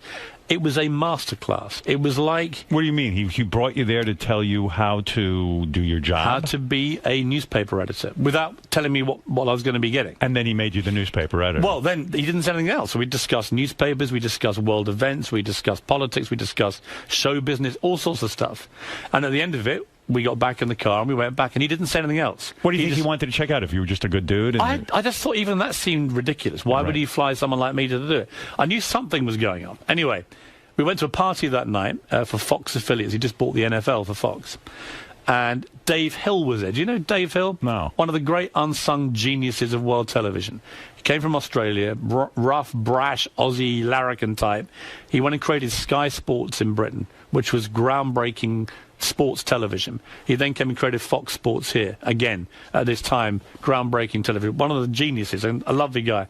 So I go to this party that night, and I'm standing next to Dave Hill. And Rupert Murdoch comes along and says, Dave, meet my friend Piers from London. He's the new editor of the News of the World. Oh, wow. Just like that he breaks... That's how I found out. Wow. Now, the new editor of the News of the World meant I'd just been made editor at the age of 28 of the biggest-selling newspaper in the world, 5 million copies every Sunday. 28 years The old. oldest newspaper in Britain, 150-odd years old, a piece of absolute British life. And I went home that night and I thought, wow, okay, well, my life, whatever happens, is never going to be the same again. Wow. And it wasn't. That's how he makes the announcement, huh? That's how he told me. Yeah, that's pretty dramatic. Yeah, so I always, it's like with Simon Cowell taking me to America for America's Got Talent. I owe these guys, and I'm sort of the old school loyalty when it comes to that. So when people want to berate Rupert and say he's this, that, and the other, I saw so much else to him, which told me that he was a great guy, loyal guy, smart guy, a magnificent visionary. Now, he's not perfect. He doesn't claim to be. He's not an angel. Yeah, I think a lot of people in show business get pissed off at him because he's probably also the guy who sits there and sticks the paparazzi on them and does all this kind of stuff. But he's also the guy that pays them $30 million a movie. So That's true. You got to take the good with the bad. You got to have the good with the bad. Right. So with all the controversy now, CNN, you know, every day in the paper you'll read you're being replaced either by Katie Couric or some new guy now. To be fair, that has been going on since I started. Is that getting to you at all? No, because I think that... but it's humiliating, right? I mean, it's like, well, what do you mean? And when you walk in the building, everyone looks at you and goes, when you walk into CNN, they're like, oh, there's Piers, dead man walking. You know, he's walking in the building. Yeah, but for a dead man, I walk with such pride and magnificence. You don't let shit bother you. I couldn't give a damn, no. I mean, Is that really true? Look, when you have a huge ego. I know that. And a healthy ego. Here's the thing, Howard. Yeah. From that moment, I was made editor of the News of the World at 28. I have had people, the moment I walked into the News of the World newsroom, I was the youngest person of the entire staff. I looked at all these faces and I thought, they want me to fall flat on my face. That's right. I had exactly the same feeling when I got the CNN job, replacing the great Larry King, who's this upstart Brit from America's Got Talent, Celebrity Apprentice. I talk about all this in the book. I've always been someone that backs myself. I don't care what other people say about me. I don't care about... See, but I think the opposite. I think... You think I do care? I think you really do care, because I know on Twitter, you'll get into wars with people, you'll fight with people, because I think you really... No, but do you not think I'm just yanking their chain? Yeah, but I also think you care. You know what? You have a lot of pride. Well, I want to succeed. Don't get me wrong. Right. But do I care what people write or say about me? Not particularly. You don't. As long as they're sort of involved with it. There was a Vanity Fair profile of me recently, not particularly flattering, but I chuckled as I read it. And did you really? Well, because most of my profiles are so awful that actually, by comparison, it wasn't bad. So I was actually able to enjoy some of it. Yeah. And in the middle of it, they did interview some British editor who said, the great thing about Piers is that we all get together and about every 3 months we run a story we hope will get him fired from CNN. People are really rooting against you. Yeah, which I quite like. It's like the British mentality is when, you know, you quite like that. It gets me up in the morning. It galvanizes me. And the reality about CNN, I've been on air 3 years, 3 years longer than most people thought I'd survive. But you know, the higher the ratings and the bigger the success, all of a sudden then all the suits and everything don't tell you what to do. Sure. Suddenly you have ultimate freedom. Yeah. With that comes, like, I remember in radio, I got so hassled, and then when you become number one, they still hassle you. And then at some point, I got such a big audience, then I said, hey, fuck you, I'm doing things my way. Yeah. And that's the thing you really No, know. Right? I look at what you have, and I see a guy who's created his own empire that you're completely in charge of. Right. No one can really fire you. No one. It doesn't matter. It really doesn't matter to you. I work for a company. I have a boss, Jeff Zucker, who used to be my boss at NBC, who I happen to like very much and respect very much. He can fire me when he wants. Have you had meetings with Jeff Zucker? Have you sat down and said, listen, this is... Only very recently when he told me he was picking up my option for the 4th year. So I'm under contract until till September. So if he's picking up the option for the 4th year, how do all these rumors get started that you're being it's what I mean. out? It's what I mean. The rumors start because some mad blogger who, on a blog site I'd never heard of, blogs Morgan facing Axe, Katie Couric coming in, or whoever it may be, whoever the name that is that week. And the reality is, I had literally the month before had my 4th year option picked up by the guy who's supposed to be about to fire me. But don't you want to go somewhere and scream it out? Hey, wait a second! I'm not going anywhere. In fact, these guys just gave me a vote of confidence. No, there's a brilliant lesson I once got taught by a guy called Michael Parkinson. Do you remember Parky? So Parky was a great British talk show legend for 30 years. I don't know about this guy. He was great. He was a Yorkshireman, and he was also a cricket player. And when he was a cricket player, he was quite good. He never quite made top grade, but he wasn't bad. And he said his strategy when he was playing cricket every weekend, but also the sports editor of the local evening newspaper, the Yorkshire Evening Post, his strategy was quite straightforward. Whether he got 0 runs or whether he got 100 runs, come Monday morning, the back page headline of his paper would have the name Parkinson in it. So it would be another triumph for Parky, or Parky flops again. But he said what was clear by the end of my tenure as sports editor was the only person that mattered to the people of Barnsley in Yorkshire was Michael Parkinson. Well, that's a very healthy attitude. But don't you think it's the right one? I mean, when you read it's so right. When you read stuff about you, Howard, and I read vicious stuff about you and fantastic stuff about you, I think I believe about 10% of it. It doesn't matter. What is matters to me? But as a fact, said some of it, Piers. Of course, but Piers, 90%, as Robin points out, you attacking me. But as a fan of yours, I love the fact that I don't think it really does bother you. It probably annoys you a little bit, whatever. Oh, I get bothered by everything. Yeah, but in the scheme of things, I don't think it dictates the way you lead your life or anything else. It doesn't. It's like having a little ant on a buzzard's backside. It's like a mosquito it doesn't going matter. around. It's funny to me. Some people try to get under my skin, and I go, you're like a mosquito to me. It's like I just find you like an annoying itch. But I have to have the time that you've been at CNN, the 3 years, have they stopped you from doing certain things? No. Have they ever said to you, don't put this person on? They don't dictate. No, and in fact, if you look at the incredibly polarizing nature of the guns campaigning that I've done on the show, which has been pretty relentless. And is that why Michael Moore wrote the forward to your book? Yeah, it was. Because he believes in you as a gun, an anti-gun advocate. Yeah, and he also made the point that it's sort of weird that one of the loudest voices for gun safety, as I call it in America, is someone who's not even American. Right. But I tell the story in the book, and I think it's quite a powerful analogy that the argument you always hear in America about guns is the only way to deal with gun crime is for more people to have guns. You've heard this. The NRA will come out after Sandy Hook or Aurora and say, if only everyone in the movie theater had a gun, at the school, if all the teachers they had been could have killed a guy. And of course, the only thing that does is make sure they sell more guns. Right. And the gun manufacturers financially back the NRA, and so this vicious cycle goes on. When I was on the Daily Mirror, which was the paper I went to when I left Murdoch, and it was a rival paper to his, so I was there for 10 years. In the mid-90s, there was a horrific shooting in Dunblane in Scotland. 16 kids, aged 5, were blown to pieces by a madman. Right. Now, what was fascinating compared to what happened here after Sandy Hook is that it was never political.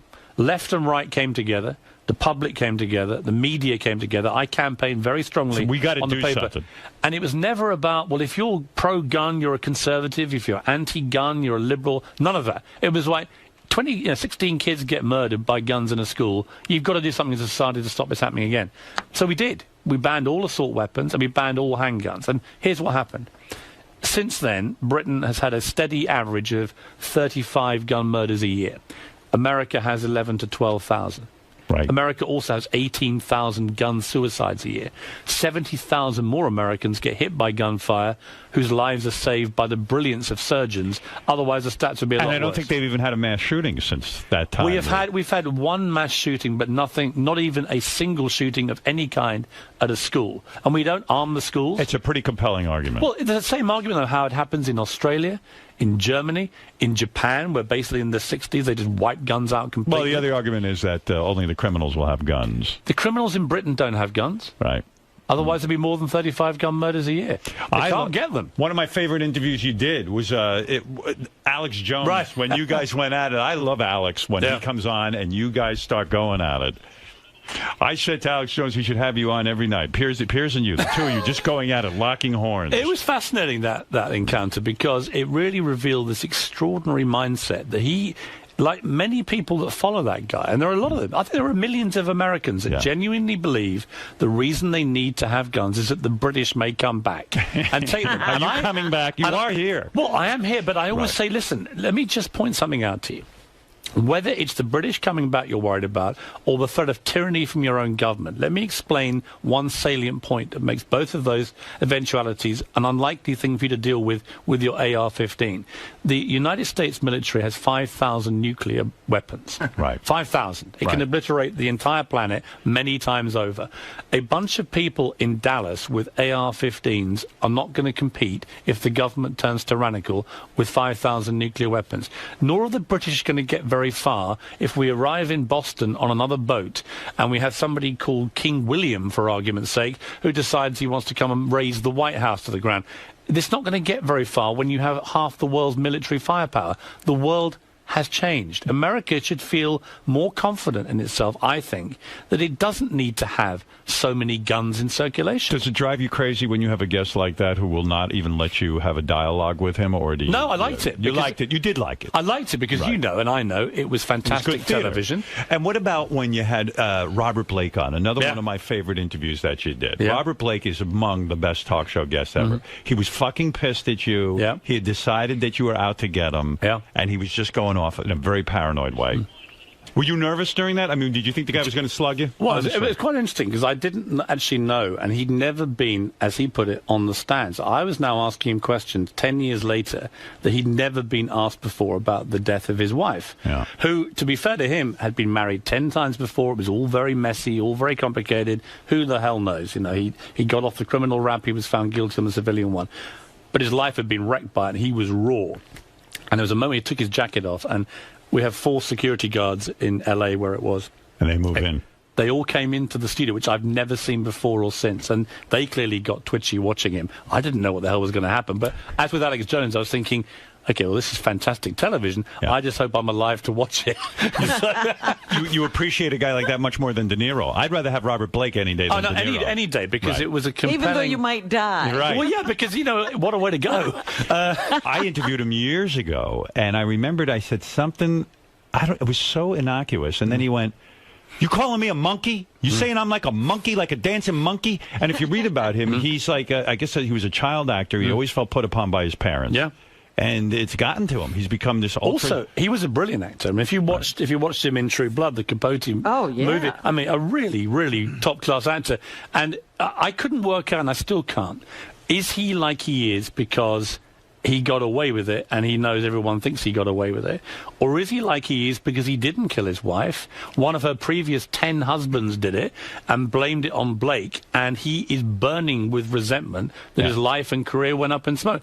I don't know the answer to that. Right, and that's all you were saying to him. You say, I don't know anything about you. I'm trying to interview you. But he took that. He just felt you were the enemy. He and Charlie Sheen were the two most electrifying for that. I mean, Charlie Sheen was live at the height of his mania. There was a comical moment when... Yeah, you got a hold of him when it was like Charlie Sheen fever in this country. Yeah, I rang him up. Somebody got me his number. It was at the time when he was really exploding. And there were a couple of trailers, promos for interviews he'd given to ABC where he looked terrible. They'd stitched him up, and I knew they'd stitched him up. So I rang him up, and I hadn't seen Charlie in 20 years. And I said, Charlie... Actually, one of the goddesses picked the phone up, which is always a good moment. And I said, can you get Charlie on the phone? And he came on, and I said, look, and I said, here's my pitch. you can wait for these interviews to come out tomorrow, but you know already from the promos they've stitched you.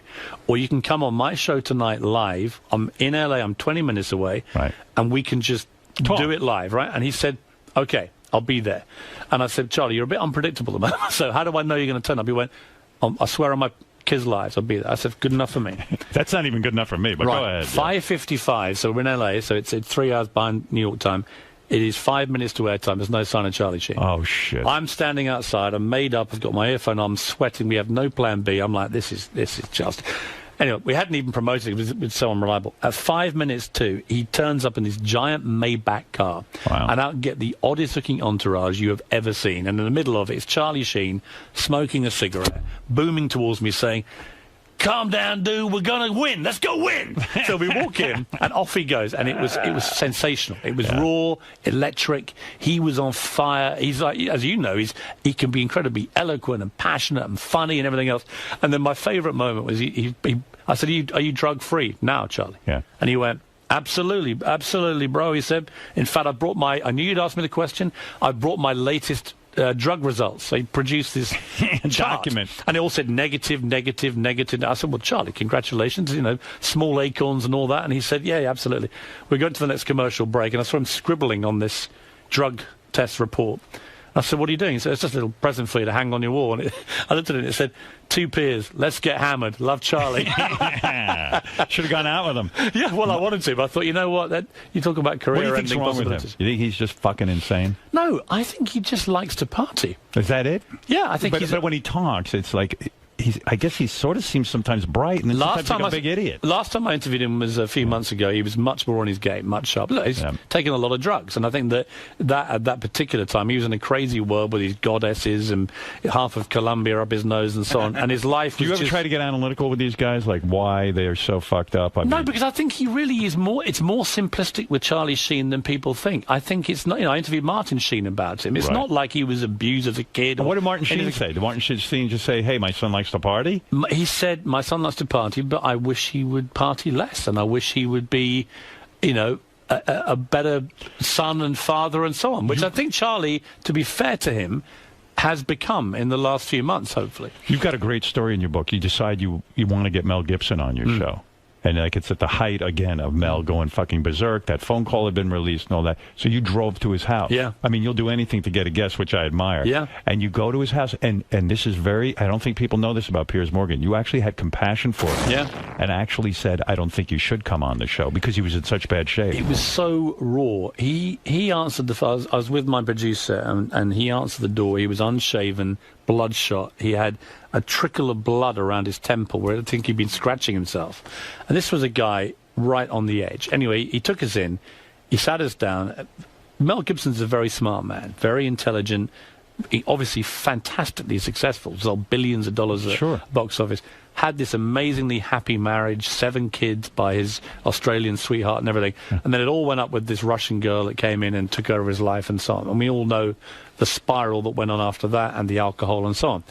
But I sat with him in his room for a couple of hours, and he took us out on the terrace, and we were watching over this little valley down in Malibu where he lives, and you could hear the coyotes going off, and it was all so very surreal. Beautiful. Amazing. Yeah. It was an amazing vignette to be involved with. And there was this movie legend, half ranting, half emotional, and he went on and on. Now, I've got 4 kids. I've been through a divorce. As I watched him, I was like, this guy, I think he knows he's given up all this amazing security that he had and being beloved on a punt of falling in love with somebody, and he's now, look at him, he's in this appalling state and place. And I thought you could put that on TV and you could get another Robert Blake moment. You could, you could create the drama you want for ratings or whatever.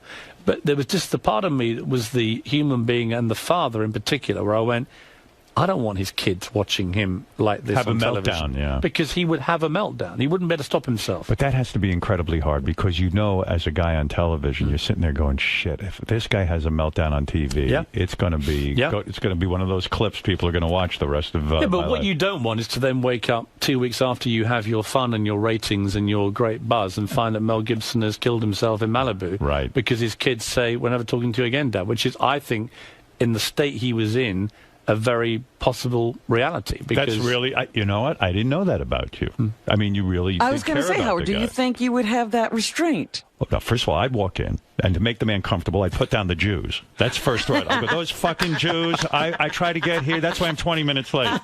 They're all driving. Then, you know, all of a sudden he sees I'm, you know, like him. And then I would immediately hustle him right into the studio. Well, I was able to play the "We're both Catholics" card, which is a lot better. You did play that better. card. Yeah. That's what you got to do. The book is fascinating. It's Piers Morgan, Shooting Straight, Guns, Gays, God, and why George Clooney? It was funny. He asked How that. did God get in there? I actually bumped into George Clooney outside the Carlisle Hotel last week, and I was on the way to a launch for Gravity, his movie. And have you seen the movie? Yeah. I can't wait to see it. I hear it's great. It's the most incredible special effects, and Sandra Bullock and Clooney are fantastic. It's great.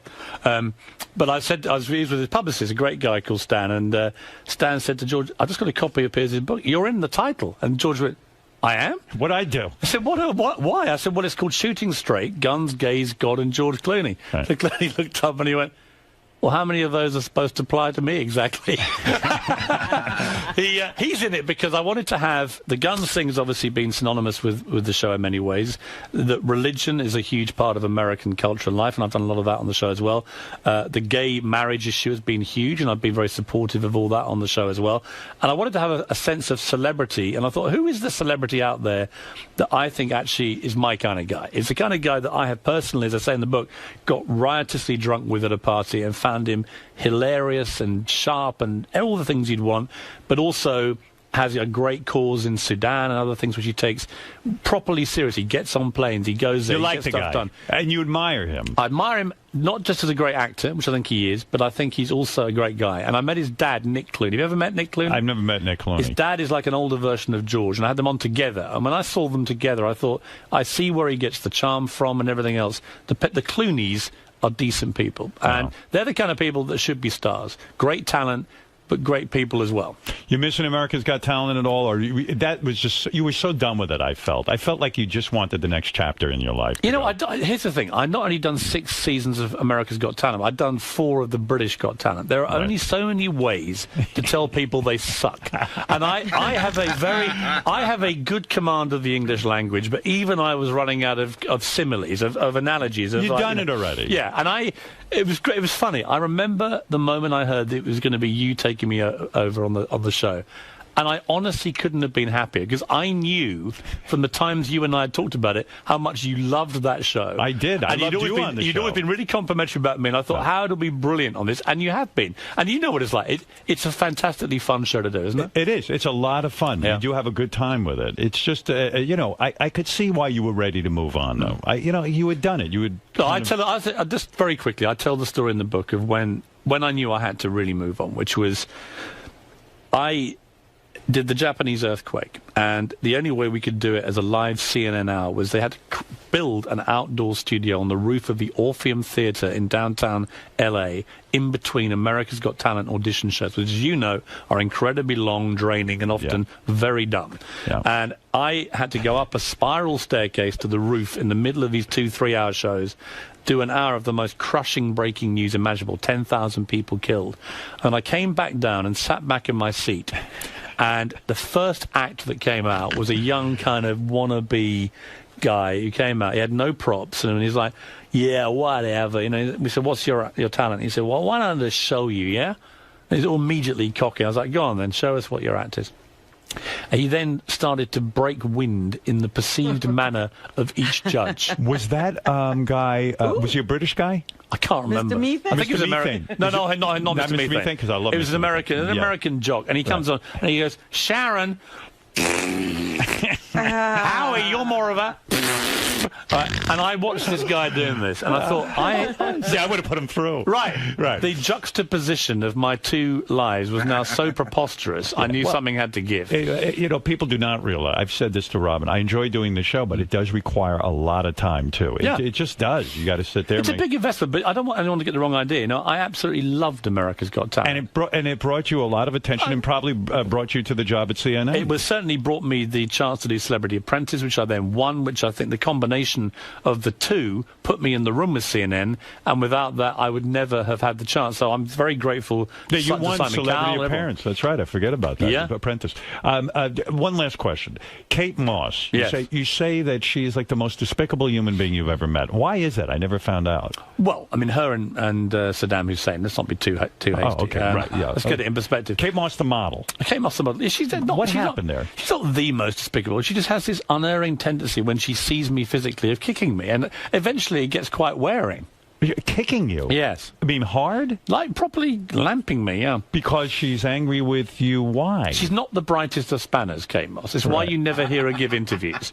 So she is the person that when you open a toolbox and there's something a little dull lying on the corner, that's your Kate Moss tool. Who'd you say in the book? Was it? Did you say that it was Tom Cruise that, like, kind of, you were at a party, you're having a drink, and then suddenly he just walks by you? He's the kind of celebrity version of Bill O'Reilly. I went up to him at a big party, and he's with Katie Holmes. He actually banged me, and my drink. When you say banged you, that's a British expression? Not the American banged, yeah.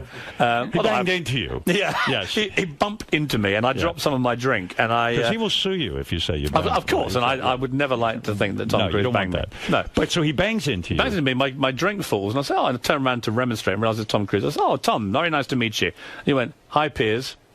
Shook my hand and then just turned right round again. It was a real, like, blank moment. So I then turned to Katie Holmes, who was still with him at the time, and I said, hi, Katie, and Piers Morgan. She was much friendlier, and I said, okay, look, here's the deal. I really, really want to get an interview.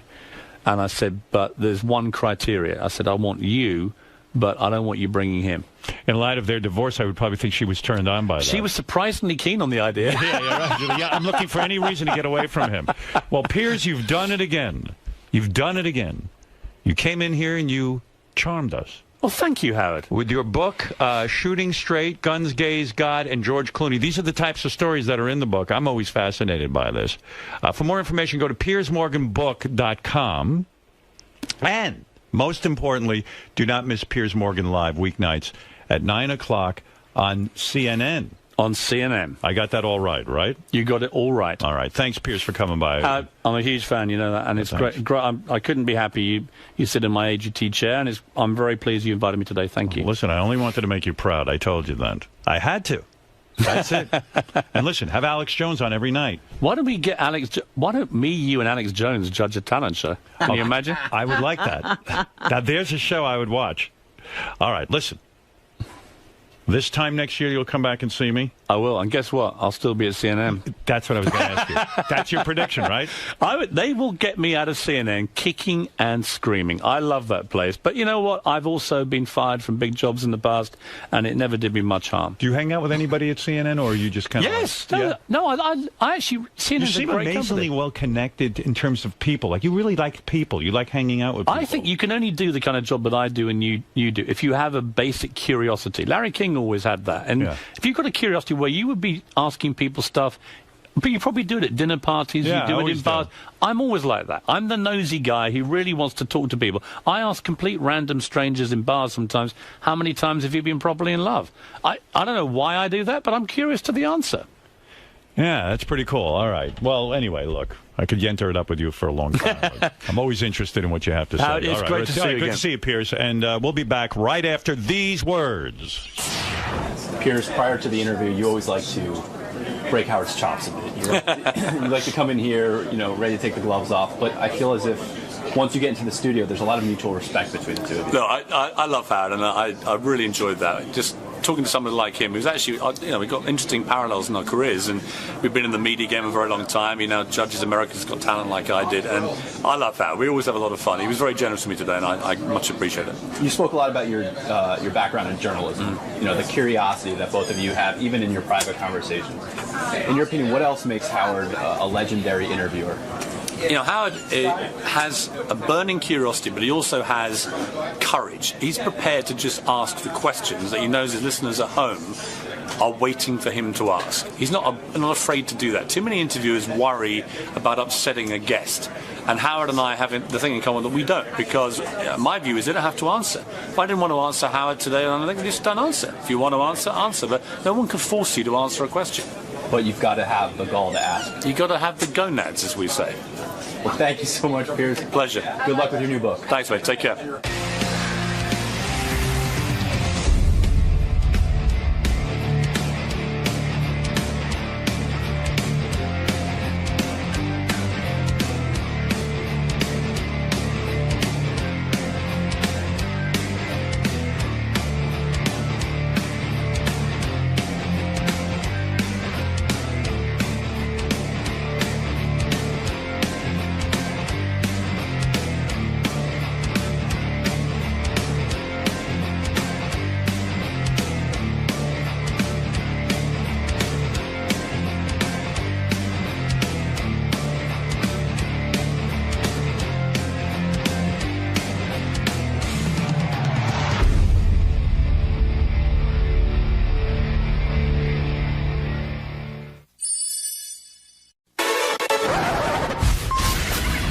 This is a Howard TV original production.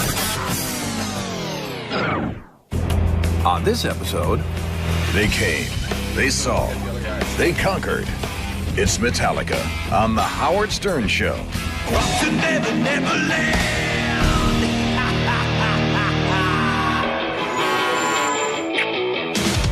What's your problem? Testing 1, 2. Baba Booey. Yeah. Hey-oh, yeah.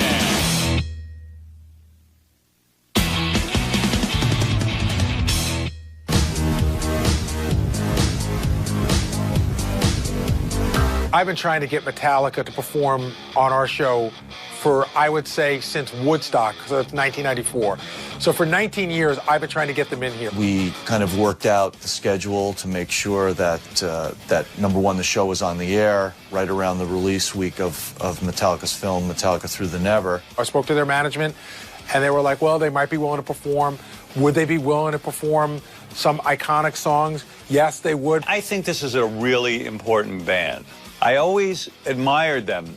And as songwriters, strictly as songwriters, their songs are among the best that I've heard. We were just in agreement on what it was going to take. Then, I just turn it over to Metallica's crew, because that's when the real work starts.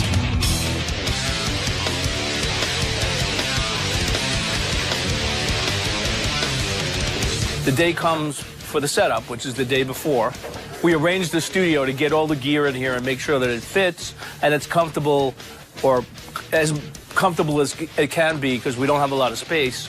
They can't live over here. Yeah, it's impossible. Yeah. It became a matter of whether or not they could squeeze an arena-sized show into a very, very small studio.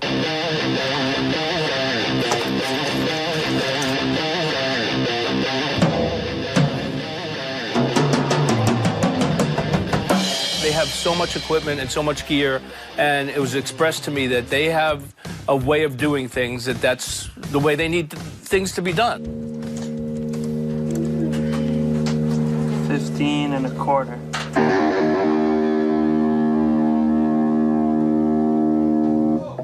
A lot going on technically. You know, you got a band that's been doing this for a long time, and you want them to sound good. You know, our job is that they want to sound good, and we want them to sound good, because if they sound bad here, it's a bad reflection on us.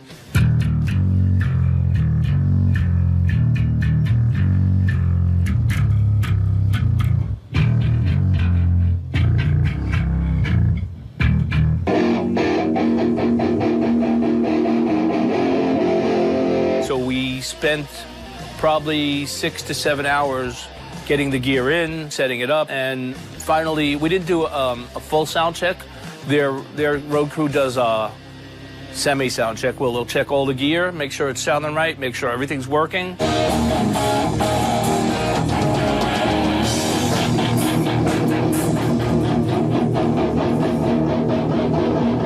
When I left Sunday night, I thought that everything, as much as we can do, was done on Sunday.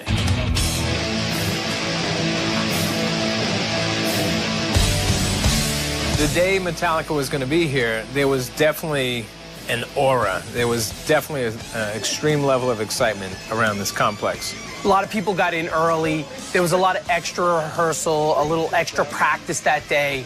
Everybody wanted to make sure that the show was going to come out right, so everybody was really trying to be on point that day. All right, so we don't need the overhead shot. We got that. So now it's either try to find a way to get some of the double bass, or we do something out front here. When I got here, there was so much equipment that they were pushed really far downstage, and I was worried about the angles, whether we were going to be shooting on top of everyone. I see Scott, the engineer, there, and I just asked him, I said, you were here yesterday when they were setting up. Was there any chance that they would have moved some of these amps out into the hall? And he just gave me an answer that was very unpleasing to me. He just said, this is what the band wanted. So I said, well, what about what we wanted? And he said, I didn't care. We got in a little argument over that. I'm just trying to have a conversation with you, and you just go, yeah. This is the way they needed to set up. So right, but we already made them cut their equipment in half from what they wanted to. Okay, very good. Thank you for that. I just simply say, why couldn't they put that stuff back in that hall or whatever, where you don't need to touch any of that stuff? Just a thought. I was, quite frankly, annoyed at him because, if you got to say something, come in Sunday. Don't say it right before we go on the air, because I'm not changing anything. This is what they wanted. So that, I was a little annoyed at that. This is what they needed to do when everything came to what it was. I told them they could put whatever they needed to put back in there. Right. But they said they needed to have it out here. All right. So I just couldn't deal with it, so I just had to move on. Left the studio a little upset. He then yelled at two of my camera operators who were setting stuff up. I don't like you guys crawling back there, okay? We had a lot of problems with connections and boxes yesterday, so I just want to tell you to get the fuck out of there, okay? It's like, you know what? I can't argue with you. This is the way it's got to be. Work around. I don't need you guys rummaging around when we fucking did a line check yesterday. If we have a fucking problem today, then I'm going to blame you guys. You should have done this fucking yesterday. If you got any problems with it, you should have been here. That was the end of it. He feels pressure, so if you say anything that he doesn't like, he'll just explode on you. I've been here for 19 plus years, and this by far was the biggest setup, the biggest road crew, just incredible energy. Wow, there's a lot of equipment. I got a lot, Howard, there's a lot going on today. Okay. The tension is like, you got to make sure that everything's right. Howard, can you bring in the guys to turn this? Yeah. I need whoever's going to turn on the gear to turn it on now. Now. You just took a break. Got it. Let's go. Every guest is important, but Metallica is a big thing. I mean, one of the biggest rock bands ever is coming in to play in the studio. Things can easily go wrong with a band. I mean, a bad cable here, a bad something, guitar string I can get blamed for, whatever. So, I'm trying to make sure that every detail is accounted for and nothing can go wrong. Okay. It was ready for them to just go into the studio and do their appearance and play, and that there weren't going to be any errors or any technical issues or anything like that. On Monday morning, the guys all showed up. They all arrived on time. And everyone was just ready to go. They were in a great mood. They were very psyched about doing this. Where do I go? Straight ahead. Straight ahead is you. Huh? Straight ahead is you.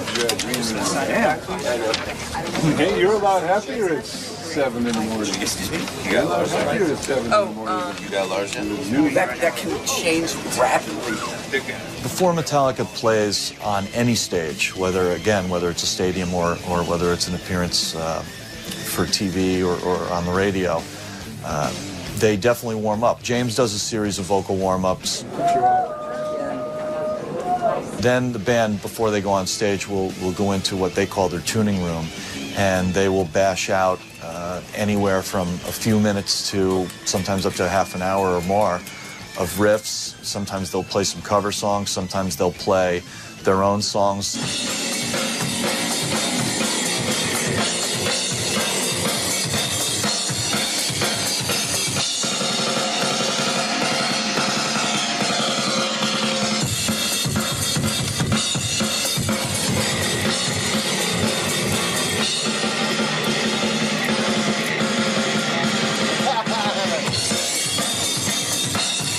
They'll just get in that room and they'll do just that. They'll warm up. So that way, when they get onto the stage for their first song, they're hot. They're ready to go. So James and the guys are asking me, are they doing 3 songs? And they're asking me, yes. Are you going to interview, stop, interview, stop? Yes. Right. Okay. So we're going to do the 3. Yes. So you know the order. No, but I'll get it's right here. Let me know when we can bring them in. Nothing else matters. The last one, right here. No. That's exactly. Nothing else matters. Going to be the middle one. All right. That's the whole thing. All right. Let's go over the notes. Howard has to go over the notes, and there were a lot of them. So that took some time. Then the band had to come in and sound check, and that took some time. So we had to take a ridiculously long commercial break. We took a terrestrial radio-sized commercial break in order to get everything just the way we wanted it. How you doing, man? Good. How you doing? Yeah. That was quite a workout you had Saturday night. Yeah. I watched you going, oh my God, how the fuck do you get up the next morning? Oh, yeah. I mean, it's a little bit crazy. Exhausting. Morning. Look at you, brother. I don't know how the hell Saturday night, I don't know how you keep up that intensity for that long. Watching you out in the audience getting off. It was more work for me than you. You should have seen what was going on. That was a hell of an audience. Yeah. That was fun. That was really fun. Great. Great show. Give me an ETA. 5 minutes. So. Okay, cool. Howard, we're going to be into like our third song because we just got to let it all happen. Finally, we get them situated, get them comfortable, and we do our typical Stern Show 3 to 5 minute warm-up sound check.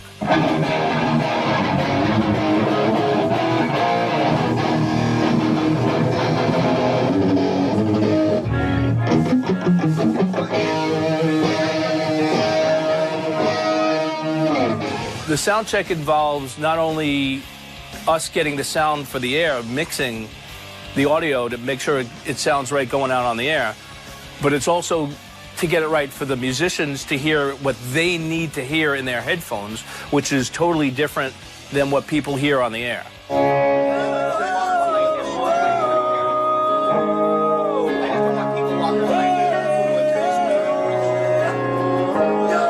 These guys aren't lip syncing, they're playing live.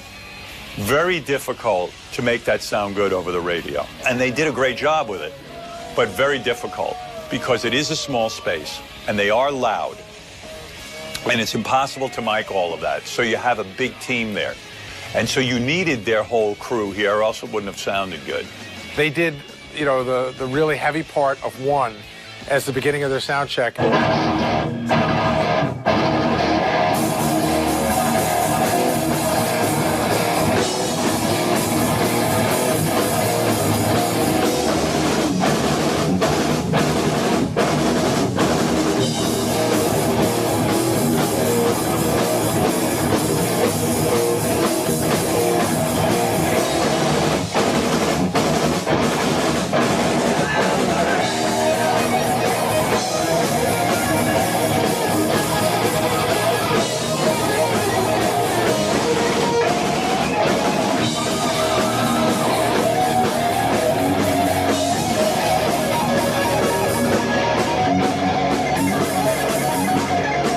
Honestly say in the 19 years I've been here, that was the coolest moment ever. That was my #1 cool moment. Being in front of Metallica, a band I've worshipped for years, and just watching them do their songs 8 feet away. Woo! Good? Yeah. I think you're good. They're good. They're good. All right, we ready? It's clear. You ready? Whoever's out is out. I am sitting here with the legends themselves, Metallica. I've been waiting for this day for months. This is insane. My favorite thing to do is to sit down with a band or a musical artist, review their music, talk about the music, and really get an in-depth look at how they write a song, what the process is. I love to hear about bands. I love to hear about their history. So it is pure joy. Probably my most favorite thing to do is to sit down with a well-known established act like Metallica and really get in depth with them. To me, the song One is where I first started to get to know you guys because of the video and all that kind of stuff. First of all, how do you start writing a song about all of this? My brother, older brother Dave, who was, he also played in a band, played drums. He, I don't know, he told me a story about this guy who, yeah, he was like a prisoner in his own body. And I related to that because I felt that, like being stuck in your own skin and how uncomfortable that can feel. And that would be like the ultimate hell. I was almost tongue-tied because they have so many angles. There's so many ways I could go with them. I could just talk to James, who's an interesting guy, and you don't hear him open up a lot, and he was in the mood to open up. Lars is always an interesting interview. And, you know, the other two guys, I mean, how many times have you heard Kirk open it? Like, you don't really know much about him or Robert, right? You know, you don't know what their thoughts are on the music. It's a conversation, and that's all you can do. And you have a conversation, you hope it goes somewhere, and you hope your guests are cooperative, which Metallica was very cooperative. I've never heard them that open. Some people have said that Metallica almost broke up when you guys saw my ass cheeks at the when I was Fartman at the MTV. That was a bad moment. I've known that Metallica was going to be on the show for a while now, and I came up with a lot of crazy ideas that I would pitch at writers' meetings for me to be able to sit in on the couch when Metallica played. But I think Howard's rationalization was, we don't want Richard to do something that he wants to do. We want to have Richard do something that he doesn't want to do. He asked Sal what Sal should do to me, and Sal said he would rub schmegma cheese from his uncircumcised penis all over my top lip. This is Sal's cock cheese that Richard... There it is. Hold on. I haven't even gotten close to it yet. Here it goes. Get over here. It's one of the moments where you do this. I sort of put my hand in. I watched half the monitor. I saw the cheese for a split second, and that was enough. All over the head of his cock.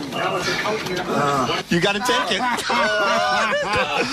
Hold on, don't move. Oh, my Let go of my hand.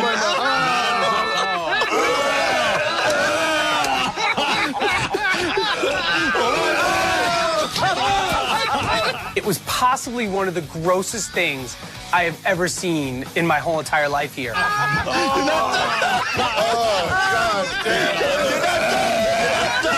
It wasn't so much what was going on that Richard was getting on his face. It was the disgusting heaving noises that Richard was making as he was like almost puking up bile. Hold on. Get him do it. He doesn't want to get on your mouth. Don't get on your mouth. Hold on. Wait, please don't. No, that's enough. There's nothing there.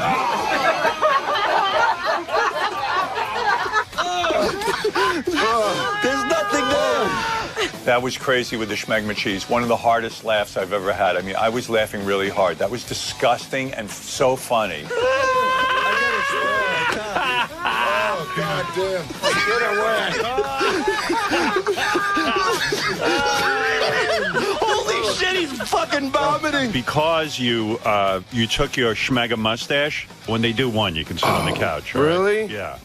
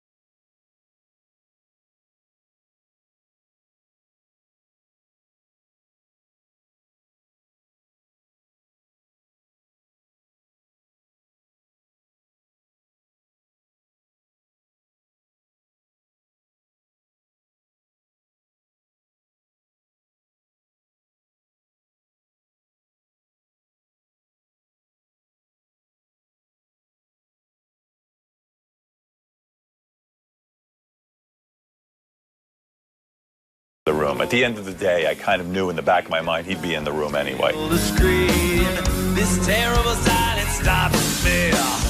Now that the war is through with me. There was a whole range of emotions happening to me while Metallica was playing one. Much left to me. Nothing is real but pain now. I wanted to sing along super loud, but I also was scared that my microphone was still on, and I didn't want me to be singing to go out on the air. Richard on the couch during Metallica's performance, it looked like it was like, Make-A-Wish, and they put some slow adult on the couch. Every time I cut to him, I laughed, but then I sort of felt like that took me out of the awesomeness of the band. So I'm still not sure how I should have played that. I think I played it the right way, but I guess it's up to the viewers to decide. Just like a wartime novelty. Usually when I see Metallica play one in concert, I start crying because I have a lot of great memories. I was also just taking it all in, thinking, wow, Metallica is standing about, 5 to 10 feet in front of me playing this song that has been a part of my life since I was 14 years old.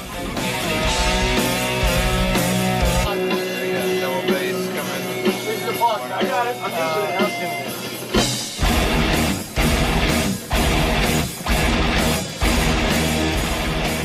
I was blown away. I worship that song. I've listened to that song millions of times, and I grew up with that song. So it was definitely worth getting the Sal pouch schmegma cheese all over my mouth. On the radio, you hear a great, brilliant performance from Metallica, but and visually, you see this imbecile on the couch, almost in tears, looking like he's inbred, which he might be. Oh, Richard's diaper is full! Yeah! So after Metallica finished one, I kind of thought that Howard would look over at me and say, okay, now get the hell out of here. I don't want you creeping out in Metallica. You like that, you prick? Yeah. Is that worth that schmegma mustache? I'll take 1,000,000 smegma mustaches for that moment. That was the greatest thing ever. Anytime I hear a song like Nothing Else Matters that I had a lot of great times listening to at parties in high school, I think about those memories. So a lot of memories came back while they were playing it.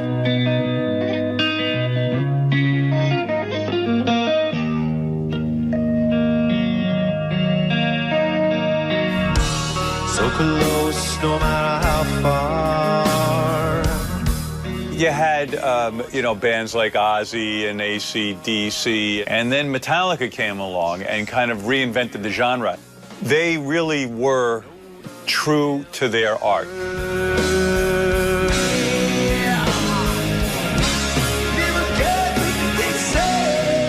The amazing thing about Howard, and the reason he's the greatest interviewer ever, is he's able to get information out of people that nobody has ever asked before. Nobody has ever gotten this information out of.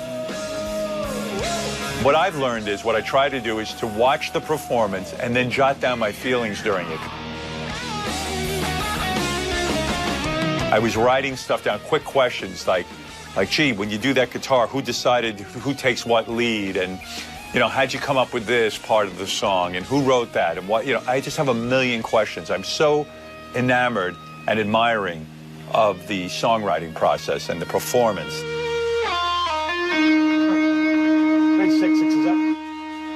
A lot of bands will go with a trend, and I feel all of metal moved toward them. That whole attitude, like, fuck you, we're not posers, and we do our thing and we're not changing it for anybody. And that's to be admired.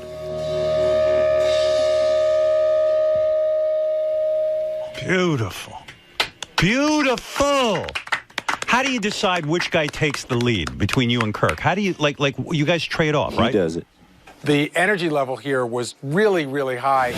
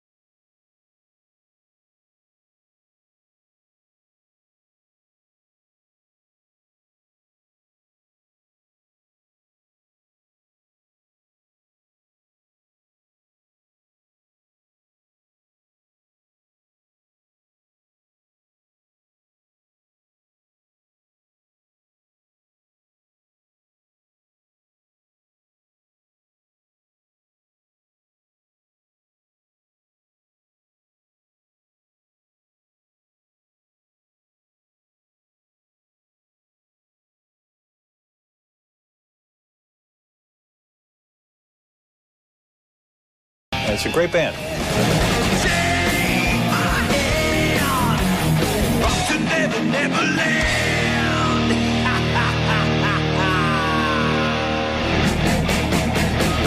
Pull out! Ted, you're on the fucking side of his arm.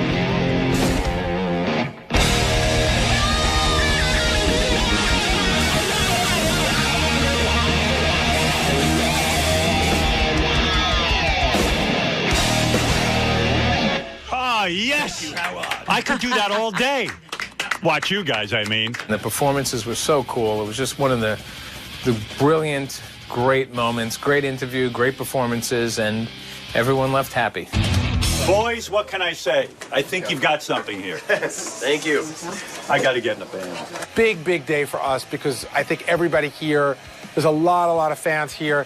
And the thing that I really got is that I think that they're fans of ours. You know, they're fans of Howard's. Howard. Yeah, Howard. Thank you so much, man. That was awesome. Really great stuff. One of the best quotes he ever said about us is, if Hitler was alive, Metallica would be his favorite band. Absolutely. Everyone knows that. I love that quote. I got to tell you, I'm never jaded about my job. The idea that I get to sit in a room and have Metallica look over at me and call me a friend and perform, it's always still mind-blowing. Couple quick ones here. 1, 2, 3. Take 2 more. 1, 2, 3.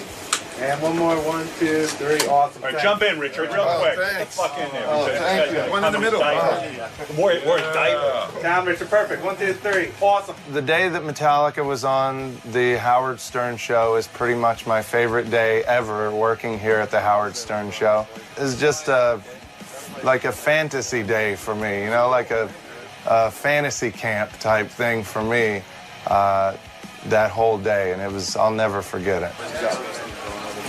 The band had a great time. The band left saying, can't wait to do it again. It's actually so nourishing to me to have guests like Metallica on, and it was a great day. One of the best. Later. That was a good one.